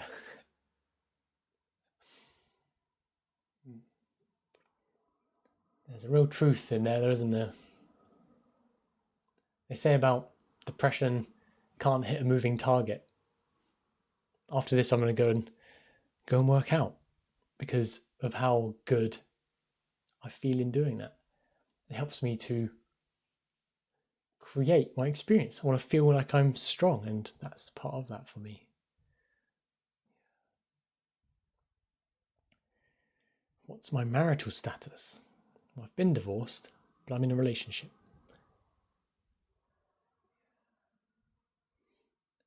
Why do you want to know? Yes. Yeah. English with macro. My purpose. To be love. To teach love. To extend love. It's my self-created purpose. Yeah, you've seen. You can never lose purpose because your purpose is to worship God. Yeah, and again, that is a benefit in regards to religion because it gives you a form of system and structure to follow that I can see be of significant benefit. It's just when that system and structure becomes, like you say in your thing there, worshipping God, if you are told to do something outside of yourself, it's like you're giving that power away, and it's very easy for you to be controlled. Like the difference between a religion and a cult is it's a fine line because of that. Whereas I think it's far more important we get to a place where we are under our own self-control. Like we understand ourselves. We see that we don't need anything outside of ourselves. And then we can create the community and the love and support from that place. And that's a beautiful place to be. I want to know, because most of the people's purpose is to get married and have kids. Yeah. If that's something that you want to do, fantastic. My experience growing up, I've got 3 brothers. I thought for myself that I wanted to have a family. I was going to get to 30 years old and I'd be married at that point and have kids. That's what I thought that I wanted. But when I really sat with myself and asked myself those questions, I'm like, I'm struggling to regulate my own emotions.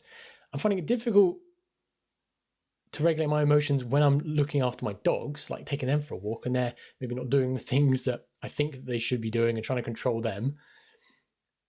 And then the responsibility of bringing a child on top of that. I don't know if it's a selfish thing or not a selfish thing, whatever words you want to judge it as being, but like for me, it was so important that I didn't just do things because that's what I thought was expected of me. I took responsibility for what I actually wanted. And what I actually wanted to feel at peace within myself. So that's what I'm doing. That's where I'm at. Yeah.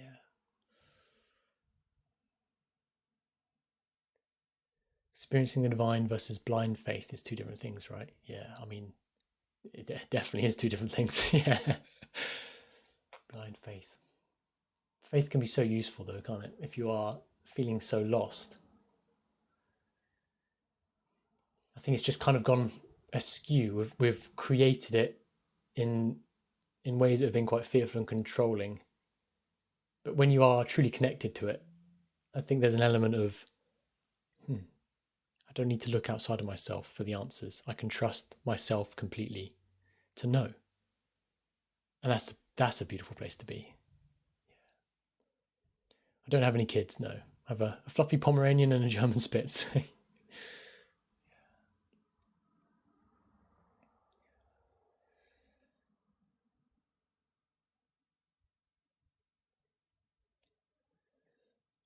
You seen, I've never read the Quran.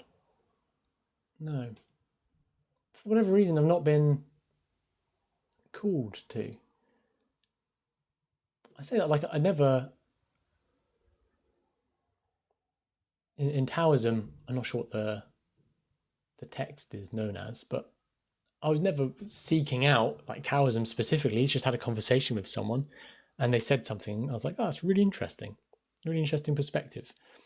And there's not been that perspective, maybe because I've seen it from other religions, that I've been like, oh yeah, that's a reason, because I can learn something there that would be of value to my choice to extend love and be peaceful and loving in myself.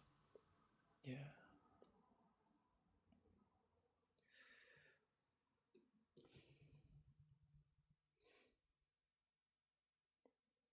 No, I don't plan on having kids personally. Yeah, but it's incredibly interesting.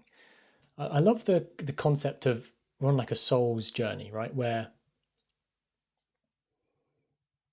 we have this experience. Maybe right now it's a human experience. We're conscious awareness of it. But in Buddhism, there's that concept of coming back, multiple lifetimes, different experiences. Learning the lessons we've got to learn as we go. And if that creates meaning and purpose for you, fantastic. To me, all there is this moment right now. So I try and make things really simple for myself. Maybe I got the wrong Buddhism. I don't even know. Yeah.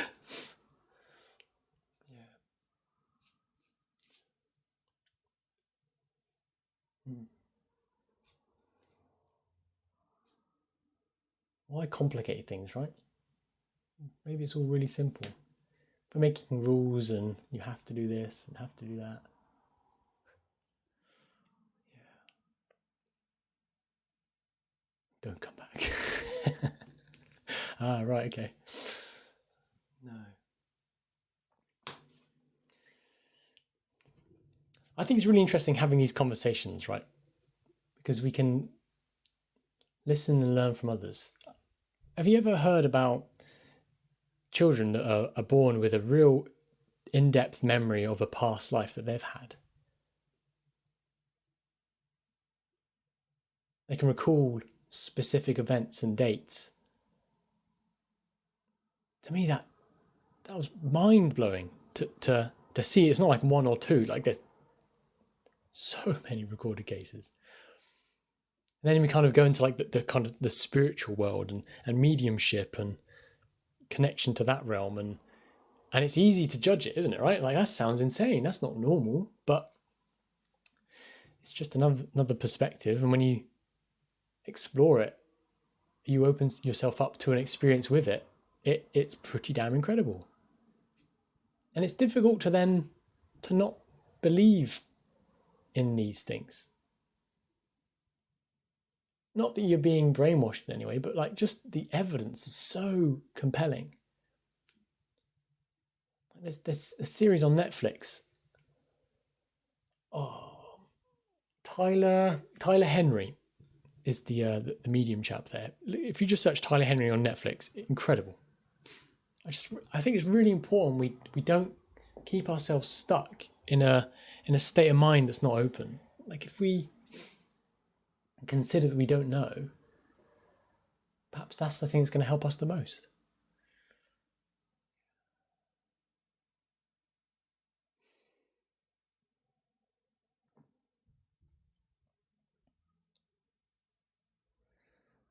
Wow. Said about your mother said you used to speak about your husband and children when I was little. Went into detail. Wow. There we are. Right here on Alive. You've just shared that. I wasn't expecting that. I didn't know that you're here and you had that experience, but yeah. Brian Weiss. No, I've never. But then again, we can say what we want to say, and does it come from a genuine place? Who knows? Yeah. Trust in ourselves to know what's right. Hey Ross, you said you're scared of tomorrow. Why? What's going to happen tomorrow? Ask away. Don't need to ask me for permission to ask a question, by the way. If we're equals here, this is a casual conversation. We're just having a chat. I'll answer if I want to answer it. Yeah, leave that power unto me. When you're faced with a difficult decision, how do you choose? I believe it's the Native Americans that consider the decisions they make in their community 7 generations ahead. They'd vote for things based upon the effects that it would have on 7 generations ahead. I really, really love that as a perspective, because are you considering your future self-interest? Is future Tom going to be grateful that I made this decision? Or is he going to be frustrated because he's keeping himself stuck in the same pattern or experience? Because oftentimes the decision really isn't much of a decision. It's only a decision because we're trying to avoid the discomfort of the answer that we know is right. You know the right answer. I have 100% certainty that you know the right answer. I wouldn't be here doing what I do if I didn't believe in you, knowing that you have the right answers for yourself. Easy. Sometimes I look at my life and others and see how vastly different I could be. Yeah, different circumstances in life, right?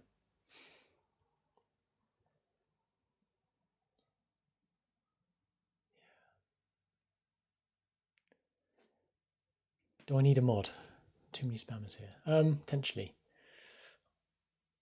I don't know if spamming actually helps with like the algorithm and stuff. Does TikTok think, wow, this live's getting loads of comments on it, and then send more people here? So again, I go back to that. I don't know. I appreciate it could detract from your experience though. Hopefully you're focused on me though, not the spammers. Yeah. Z, I'm going back to you. I was really thinking about your experience there and of how it's so easy to compare our life to what other people may be living. But it's in that comparison that we lose sight of ourselves. We disconnect from our own internal experience and what we've been going through. Like, no one knows you like you know you.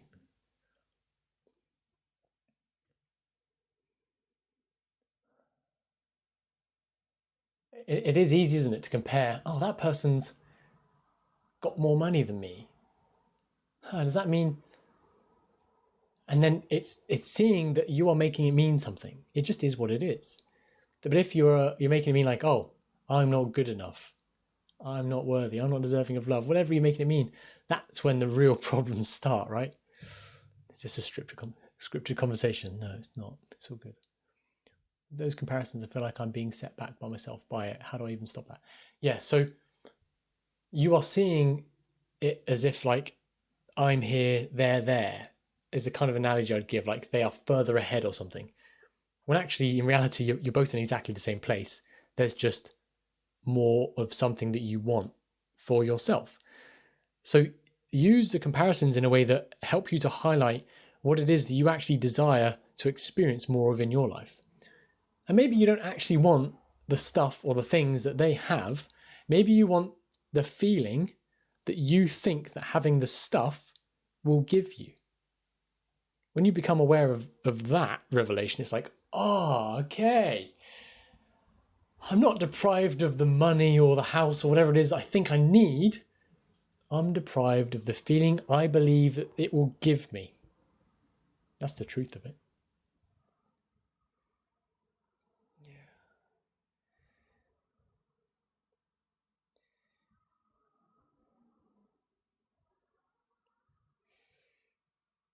Yeah, I mentioned about Islam and a few times in Christianity, for example. And there's someone here mentioning about how the Bible has multiple contradictions and Islam's the only true religion. This is my issue with religions. It's like, I'm right, you're wrong. I'm assigning myself, my identity to believing this is the right pathway, that way is wrong. And then we wonder why there's so much conflict in the world. I don't believe that fighting for peace is ever possible. So, yeah.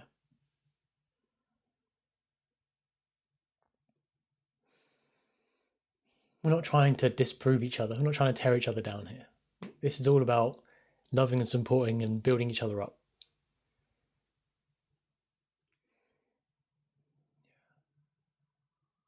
If I need to be in a certain religion for you to extend your love to me, I would really encourage you to self-reflect and see the place that you're stuck in, because to me, that's not love. That's so conditional, it's unreal. Yeah. Have I ever thought about having a drink? Yeah, occasionally it comes to mind. I'm halfway through my pint of water here in my Thatcher's glass. In your lovely question, you've prompted me to drink some more water, so thank you for that. Yeah. At the end of the day, we're all human, right? Yasin, I don't feel like I even need to understand the differences between them, because the core, the essence, the truth, it surpasses all religion. It doesn't matter what religion you follow to get to the core, the essence, and the truth. Because when you see it for yourself, you see how it's all the same. We're all equals.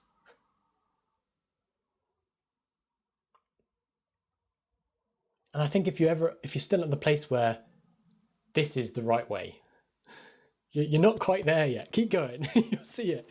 You'll see it. You'll get there. Yeah.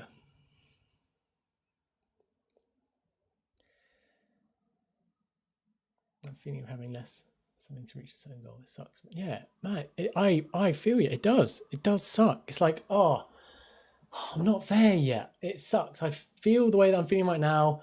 Yeah, there's other people out there that don't feel the same way, and they have all this stuff, and it's so easy to think that the stuff is the thing that's making them feel a certain way, but it's not. That feeling you are seeking is present within you right now.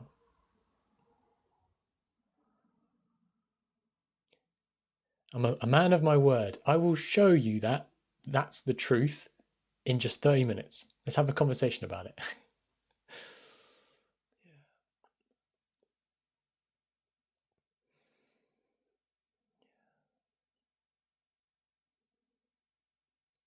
Wow, you're talking about purpose. Created a brand, but now I'm not feeling bad because it's too performative. I say you're now feeling bad because it's too performative.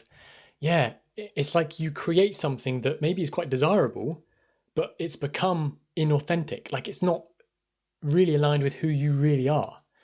The truth is, with any sort of brand like that, especially if it's just one you've created by yourself, you are your brand. You may have labeled it otherwise. Like I was here on TikTok as the highly sensitive coach for a long time, and I realized, why am I creating myself as being something that I don't feel like I can truly be me in?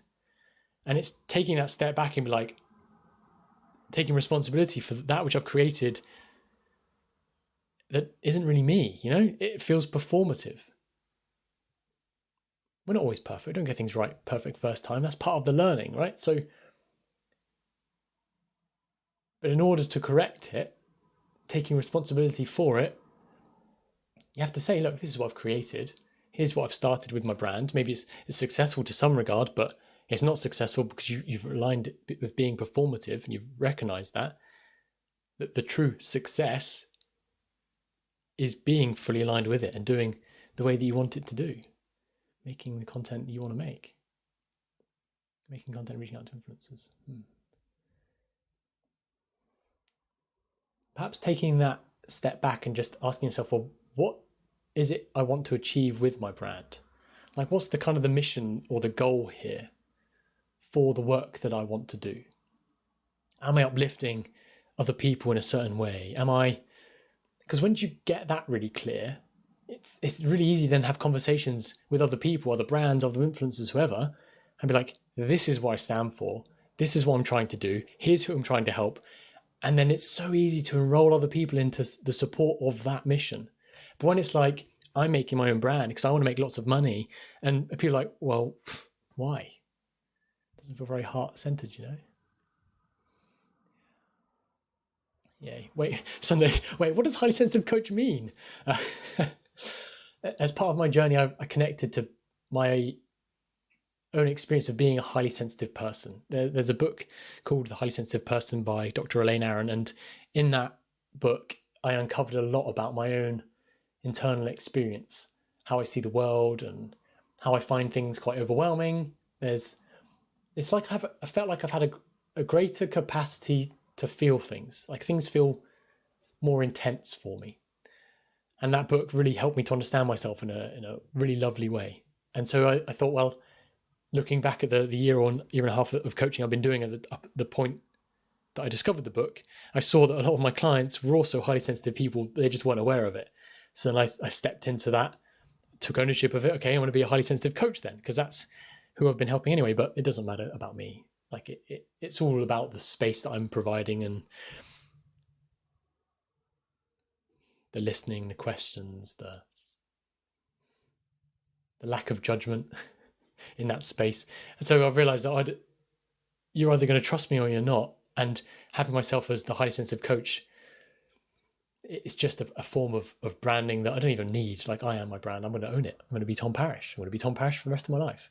You'll go back and check like my early videos. Most people wouldn't say this, but go and check my early videos and see how I am back then, and then see how I am now and maybe more of my recent stuff. And you'll see such a clear difference. That's part of the journey, isn't it, right?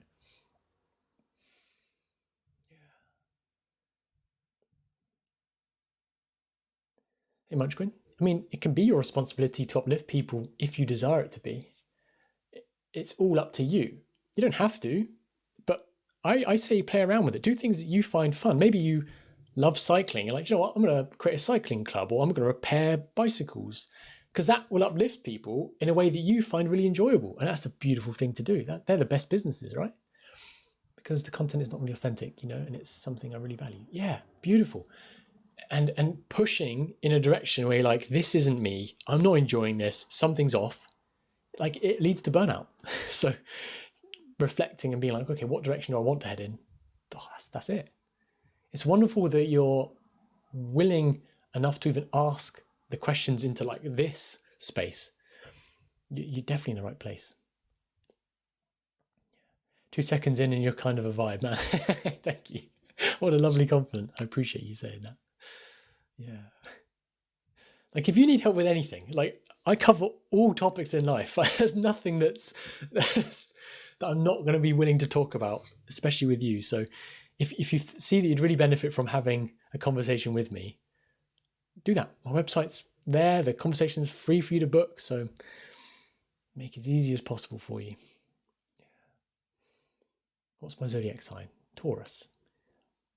A couple of friends have asked me, like, Tom, what's your human design? What's your astrology map and stuff? And I'm like, I have no idea. I don't even know my date of birth, time of birth. So I'm trying to uncover my time of birth at the moment. Yeah, the conversation's free. I have no expectations. I know a lot of people are like, Tom, you're going to try and sell me coaching. Nope, don't care.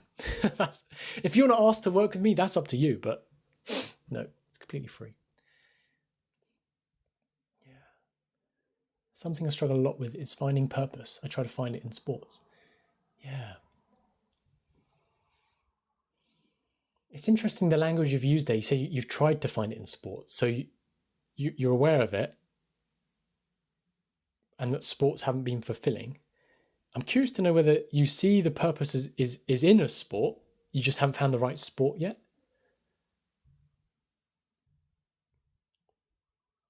Hey, from New Zealand. Isn't this incredible? Literally the other side of the world to me, and here we are. I love this. Don't tell anyone once you figure it out. Why do you want to know your time of birth? For whatever reason, on the astrology birth charts and the human design thing that I've been recommended checking out, it asks for your specific time of birth. So I think it's to do with like the astrological lining up of planets in a certain position. Of course, YB's a Taurus too. Does that mean you're lovely and stable and reliable too, right? It's cool. What would you do when you have to face so many difficulties and failures at the same time? Well, you have to face them, right? The only way out is through. And the first thing I'd say is you haven't failed. It's not possible for you to fail. Failure as a concept, you might be like, yes, it is. I didn't achieve my goal. Yeah, but failure's not a failure as you think it is. Failure is literally, first of all, failure is a shortcut. You realize what you've been doing currently in the direction of something that you desire hasn't worked out in the way that you want it to. So you label it as a failure and think there's something wrong with you, something's gone wrong. But actually, failure is a redirection. It's showing you that, oh, there's actually a more efficient way of getting where you want to get to. When you can let go of your own attachment to it needing to be a certain way and embrace failure and embrace the change that it's nudging you towards and learn from that mistake, you will get success even quicker. Promise you that. Ask anyone that's ever been successful and they'll be like, yep, failure is the most important part. You have to fail. When's my birthday? It's the 6th of May. Don't believe in horoscope, to be honest. No, see, I had that opinion as well. I was like, I don't believe in this stuff. I don't believe in spirituality. I don't believe in religions. Here we are. Birthday was a week ago. Happy birthday. Belated birthday. I'm sure that if you accept Islam, you will be a better believer than anyone else. You can say that about any religion though, couldn't you? Tom, if only you accept Buddhism or Taoism or Christianity, then you'll be the greatest believer there ever was. Yeah, because I'm choosing to believe in it, and that's me. That's not the religion, it's purely my choice, and it's your choice to believe in whatever it is you believe in. I love and respect you for that. You make your own decisions for your own reasons. What's your opinion on communication with people generally? Communication is essential, right? What's essential is to be honest and vulnerable about how you're feeling, what's really going on for you, and to do so from a place of love, both for yourself and for others. Because if someone has said something you find really offensive, if you then brandish them and be like, you're an awful person, you judge them, you throw all these awful words at them, it helps no one. But if you can share, hey, look, what you've just said, are you aware that this is how it's made me feel? And you can have like a genuine conversation that helps them to connect to their humanity and their own connection of love within themselves, because we are all loving at our core. Sometimes it looks like not having a communication with someone because they may be, for whatever reason, disconnected from even having that with you, but that's up to them, isn't it, right? Am I an atheist? I don't think I am. I believe there's... I believe that the concept of God, to me, is being awareness. Like God is awareness. It's consciousness is another way of saying it, and that we are each God. Like we create our own experience to that extent. We can co-create with each other and experience the world around us as well. I believe that there is something greater at play that but I don't know what it is, like it's just tied to that consciousness for me.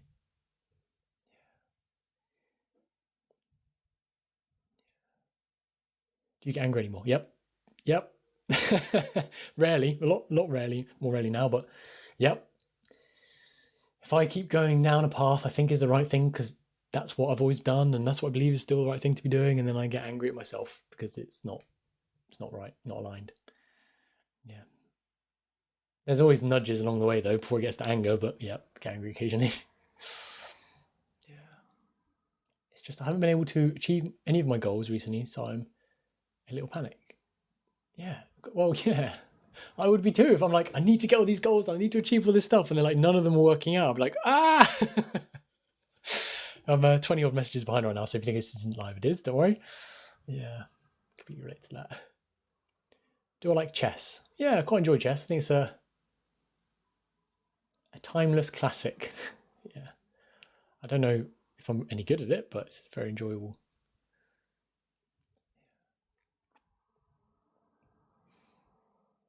Ah, Z. Every sport you try, you're met with failure or losses.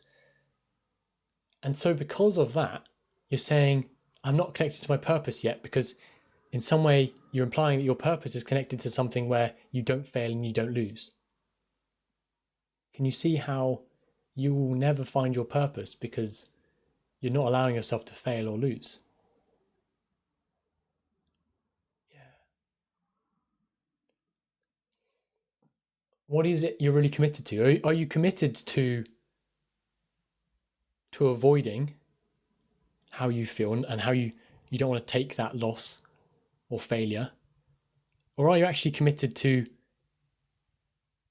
a sport, an experience, growth, learning from the mistakes and failures?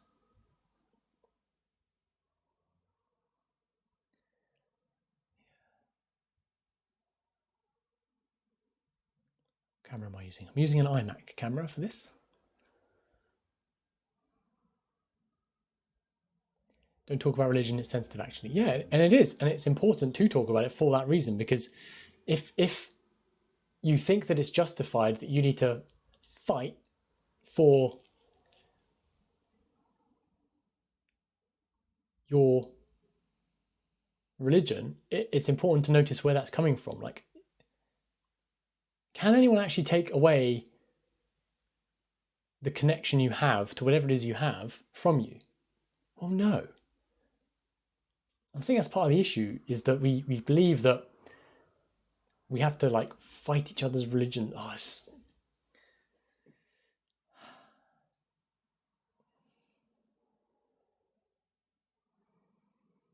Maybe you're right. Maybe I don't need to speak about it.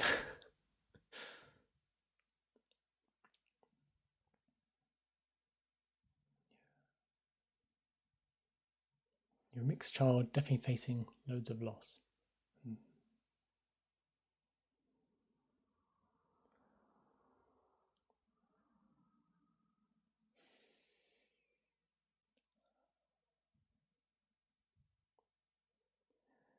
When you have attachment to things, you then experience loss. I will be experiencing the loss of my Pomeranian Lupin when he eventually passes away because of the attachment I have to him. But in many ways, when I see him for just that conscious being in the body of a dog, a Pomeranian, and I see the love that he is, I know that in seeing the love that he is, I'm reconnected to that same love within myself. And I am the creator of that love in the first place that sees him in that way. So when he passes, I'm never truly disconnected from it because he's always there in my heart.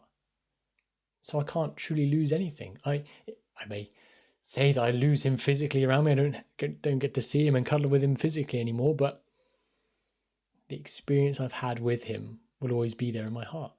I never truly lose anything.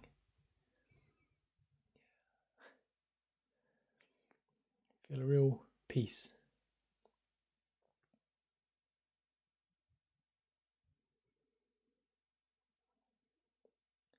Don't have a favourite poem. Don't really read that many poems, to be honest, actually. So, yeah. Yeah, Z. Your freedom comes from embracing the losses. If you need help processing, working through that, I'm here. Let's have a conversation. You need to do audiobooks. Your voice is so calming. Thank you, Abby. I really appreciate you saying that. Sometimes I wonder if it's just because I have a fancy microphone. It's not that fancy really, but yeah, definitely helps, doesn't it? Pick up my voice. Yeah, Munchquin. Great question. Isn't that the same as you joining the military and then fighting for your country? It is. I believe that I needed to fight for something greater than myself. Is it possible to live in a world at peace if militaries still exist? I don't believe so. That's why I left.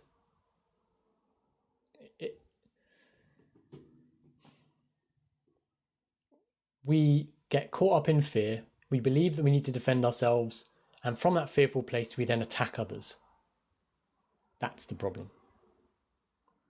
The truth is, you can't truly lose anything because we're all equals. We want to be in support and to love each other. That's what it means to be a human being, right? Then all the fearful stuff gets in the way, and that creates all the conflicts.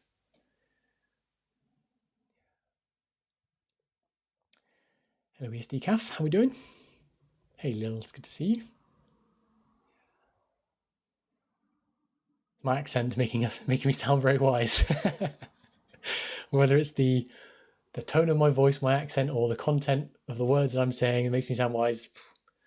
May it be that I continue to sound wise for you, Amy. Hey, Lynn, how we doing? Yeah, good question. What is greater than myself? I know when I said that, I stopped. I was like, believing in something greater than myself. But that I am is consciousness, is awareness. I am that. So perhaps there is nothing greater than myself. Perhaps everything is equal to myself.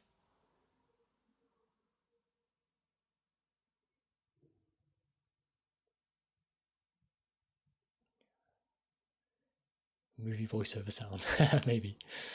Tom, were you in the military? What do you do now? I find you fascinating to listen to. Kaz, yes. So I spent 9.5 years as an aircraft engineer in the military. Very logical job, living from procedures and following instructions and doing what I'm told and going where I'm told to go. And now I'm a coach, a life coach. I listen really deeply to you, help you feel seen, understood. I ask you fantastic questions. And then we talk about a variety of topics. Yeah. Help you to be the powerful creator that you are. Especially if there's stuff you're struggling with and suffering with right now. There's a conversation waiting for you, Kaz, if you would like it. I love talking about all of this stuff. So important. So important.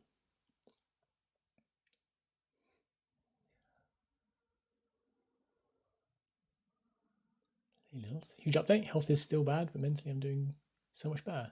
Starting to paint again. Fantastic. We love to hear it. There will always be bad people, and we have the responsibility to defend if able. I think that comes from a fearful place for me. Like, I'm afraid that there's going to be bad people and I need to defend myself. And that's the thing that encourages us to have weapons to defend ourselves and guns. But why would there be any intention to maim or injure another? I understand the fear to defend ourselves, but I understand it's not just going to happen overnight. Like, I'm not delusional. But I think it's more about being the change you want to see in the world and seeing that we can be consciously choosing loving, kinder ways of being in every moment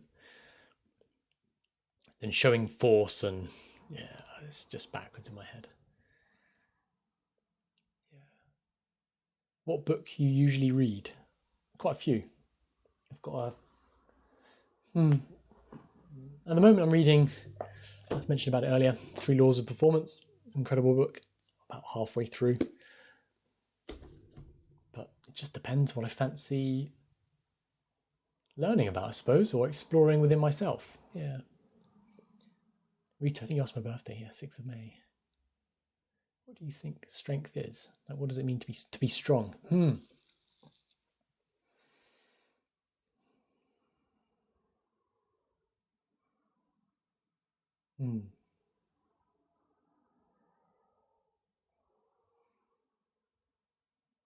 I think true strength comes from being completely at peace with yourself, like allowing yourself to feel all the emotions as they arise. Like, and I know that to some people it might sound to you like this. That's vulnerability. That's weakness, Tom. What do you mean? But what you're not in that assumption, you're not seeing that when you are allowing yourself to be truly vulnerable and to feel emotions, on the other side of that is such a security within yourself, such a self-belief and confidence, because like the cloud lifts, the negativity, the critical voice that weakens you doesn't have that power anymore. So strength to me is that like ownership of self in that way, and living from that emotional place. I think it's in a Greek, not mythology, but in the history of Greece, it was seen as manly to embrace emotions, and like it was embraced that crying over the loss of a friend in battle for 3 days or something was a really manly and strong thing to do. But that's so at odds with what is considered strong now. From my perspective, in the UK at least, being strong is kind of suppressing those emotions, holding it all together, showing that you're earning lots of money, and it feels really fake to me.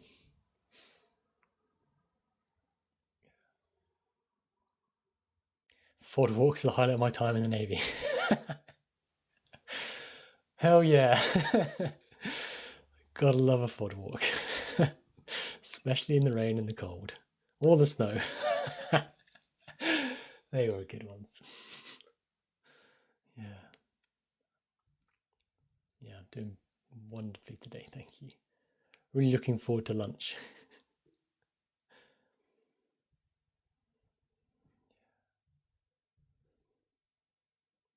Also become so spiritual, it's crazy, but it's helping. Fantastic to hear.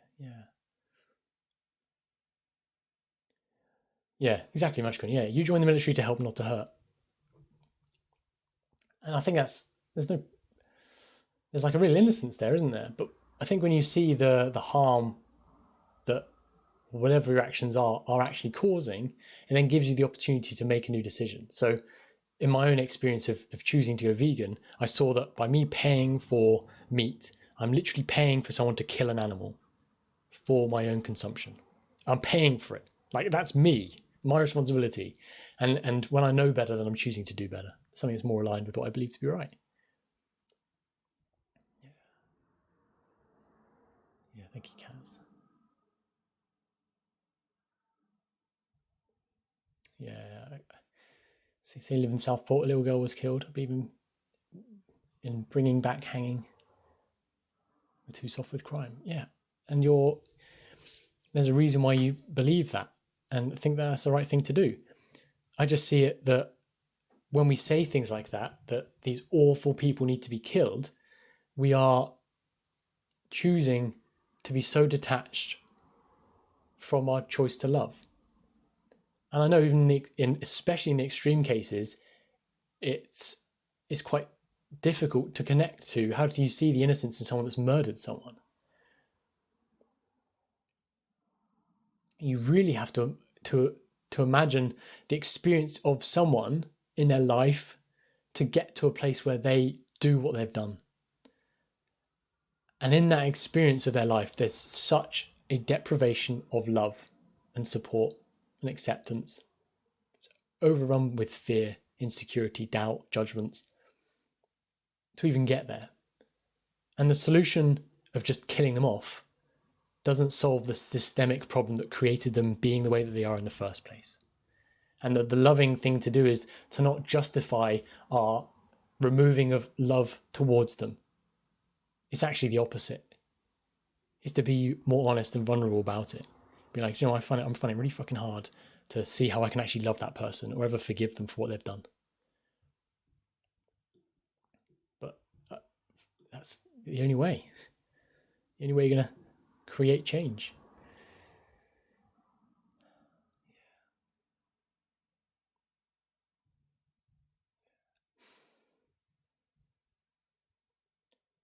Oh, Kalika, I prefer to do it myself if it's to be done at all. I can relate to that. Yeah.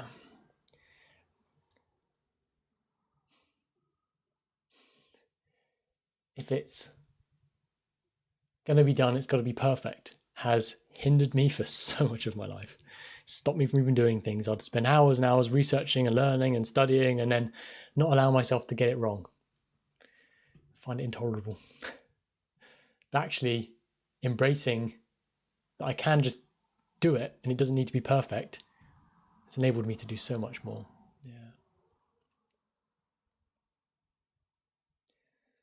Yeah, Kalika, many are born that way. I don't even know if that's the truth. I just don't know on that. Love sometimes isn't enough in those scenarios, right? It doesn't change anything about them. Yeah, Yulia, if we go off the belief that it's not possible to change them, like even with love, then for you that won't ever be a solution. And I'm not saying just release them, let them run free. I'm not saying that. What I'm saying is far more important that we create a system and structure that can provide them access to the love and the support that they need more than anything. Yeah. Like rehabilitation in prisons is the only thing that's ever going to change the system. Well, even then, I'll take that back, because if the thing that's creating them being the way that they are in the first place isn't changed, it doesn't matter how you rehabilitate, because you're still going to have people offending in that way. So yeah, let's just be honest about it. Like, yeah. Hey Grace, I'm having a hard time at the moment. Yeah.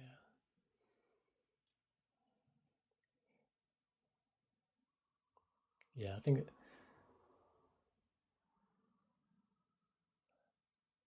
the hard times only ever temporary.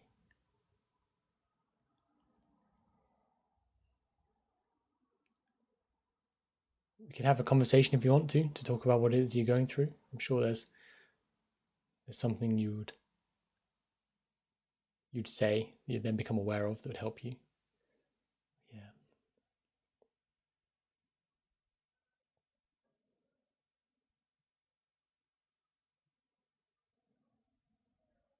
Mm. You can love them, but that doesn't mean don't be strict. Yeah. Call it tough love. I suppose it's all about understanding, well, what is love? What does it mean to be loving, to be kind?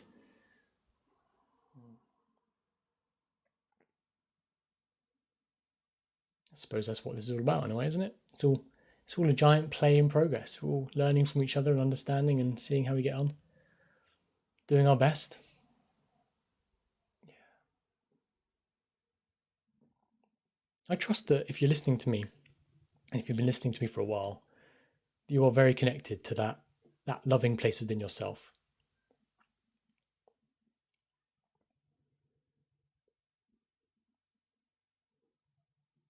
Just play with it. What happens if I choose to be loving instead of listening to the fear? How does my life change? What happens in my life? Tell me about it. Tell me about how you get on with that experiment, because I personally find it really fun. I'm choosing to do things I find enjoyable, fun. My life just gets better and better. Yesterday, heatwave. Could easily buy into the, oh, I'm so sad, I can't do anything, I don't have any air conditioning, the fan's not doing its job. I was like, oh, actually, no, I need to get a few things from the supermarket. Middle of the day, I went out on my moped. I was like, this is really fun. It feels like I'm back in Thailand again, or Cambodia. Like, it's lovely and cool riding on my moped. I've got all the things I needed to get. Just, yeah. You are the creator of your own experience. Where could you be having more fun?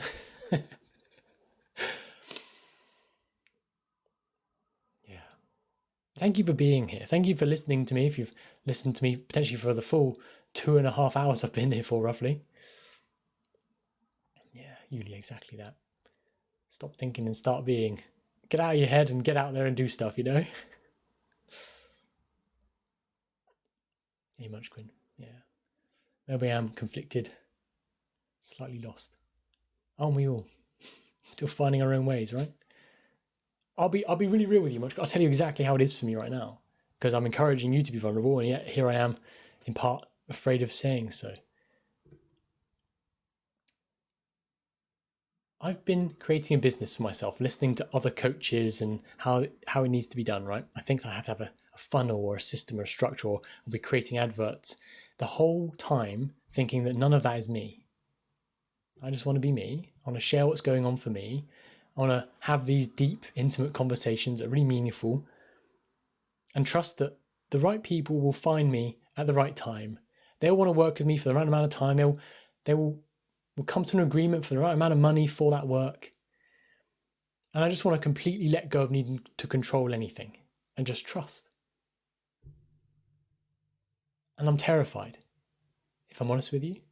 I'm terrified that that's not going to happen. Because I'm afraid, because all these other people are saying that they have to have this system and structure, yet I can see the fear behind what they're saying. And I'm choosing to trust in myself and believe what's going to work for me in my own business. And that's exactly what I'm doing. And I'm stepping into that every time I'm showing up on these lives and every video I'm making and wherever you see me, because I'm detaching from that fearful ego, those thoughts that I'm already feeling better for it. But what you may be still seeing within me is that terror, that fear there, you know. No one else is doing it like this. I don't know many other people that live their life in such a way of just complete trust, you know. So maybe considering myself as being the trailblazer and showing you what could be possible for you in your life. Would I be any sort of coach if I wasn't practicing what I'm preaching? You'd have every right not to trust anything I'm saying if I'm saying one thing and doing the opposite. So, yeah, here we are. Follow along for more. Reach out for another conversation. I'd love to talk. So, love to hear what's going on for you. Yeah. I'm checking out, I'm uploading these videos onto YouTube. So after this live has ended, I'll be uploading this one as well. I'm saying this out loud, so I hold myself to my word. I will create a link on my website to the YouTube channel as well. So on my link in the bio here on TikTok, you will see the link to it. And if you're watching on YouTube, feel free to check out the link in the description for connection to my website. But yeah. Until 9 o'clock tomorrow, UK time, goodbye for now. I love you. Keep going. You've got this. You know you've got this. Yeah, thank you.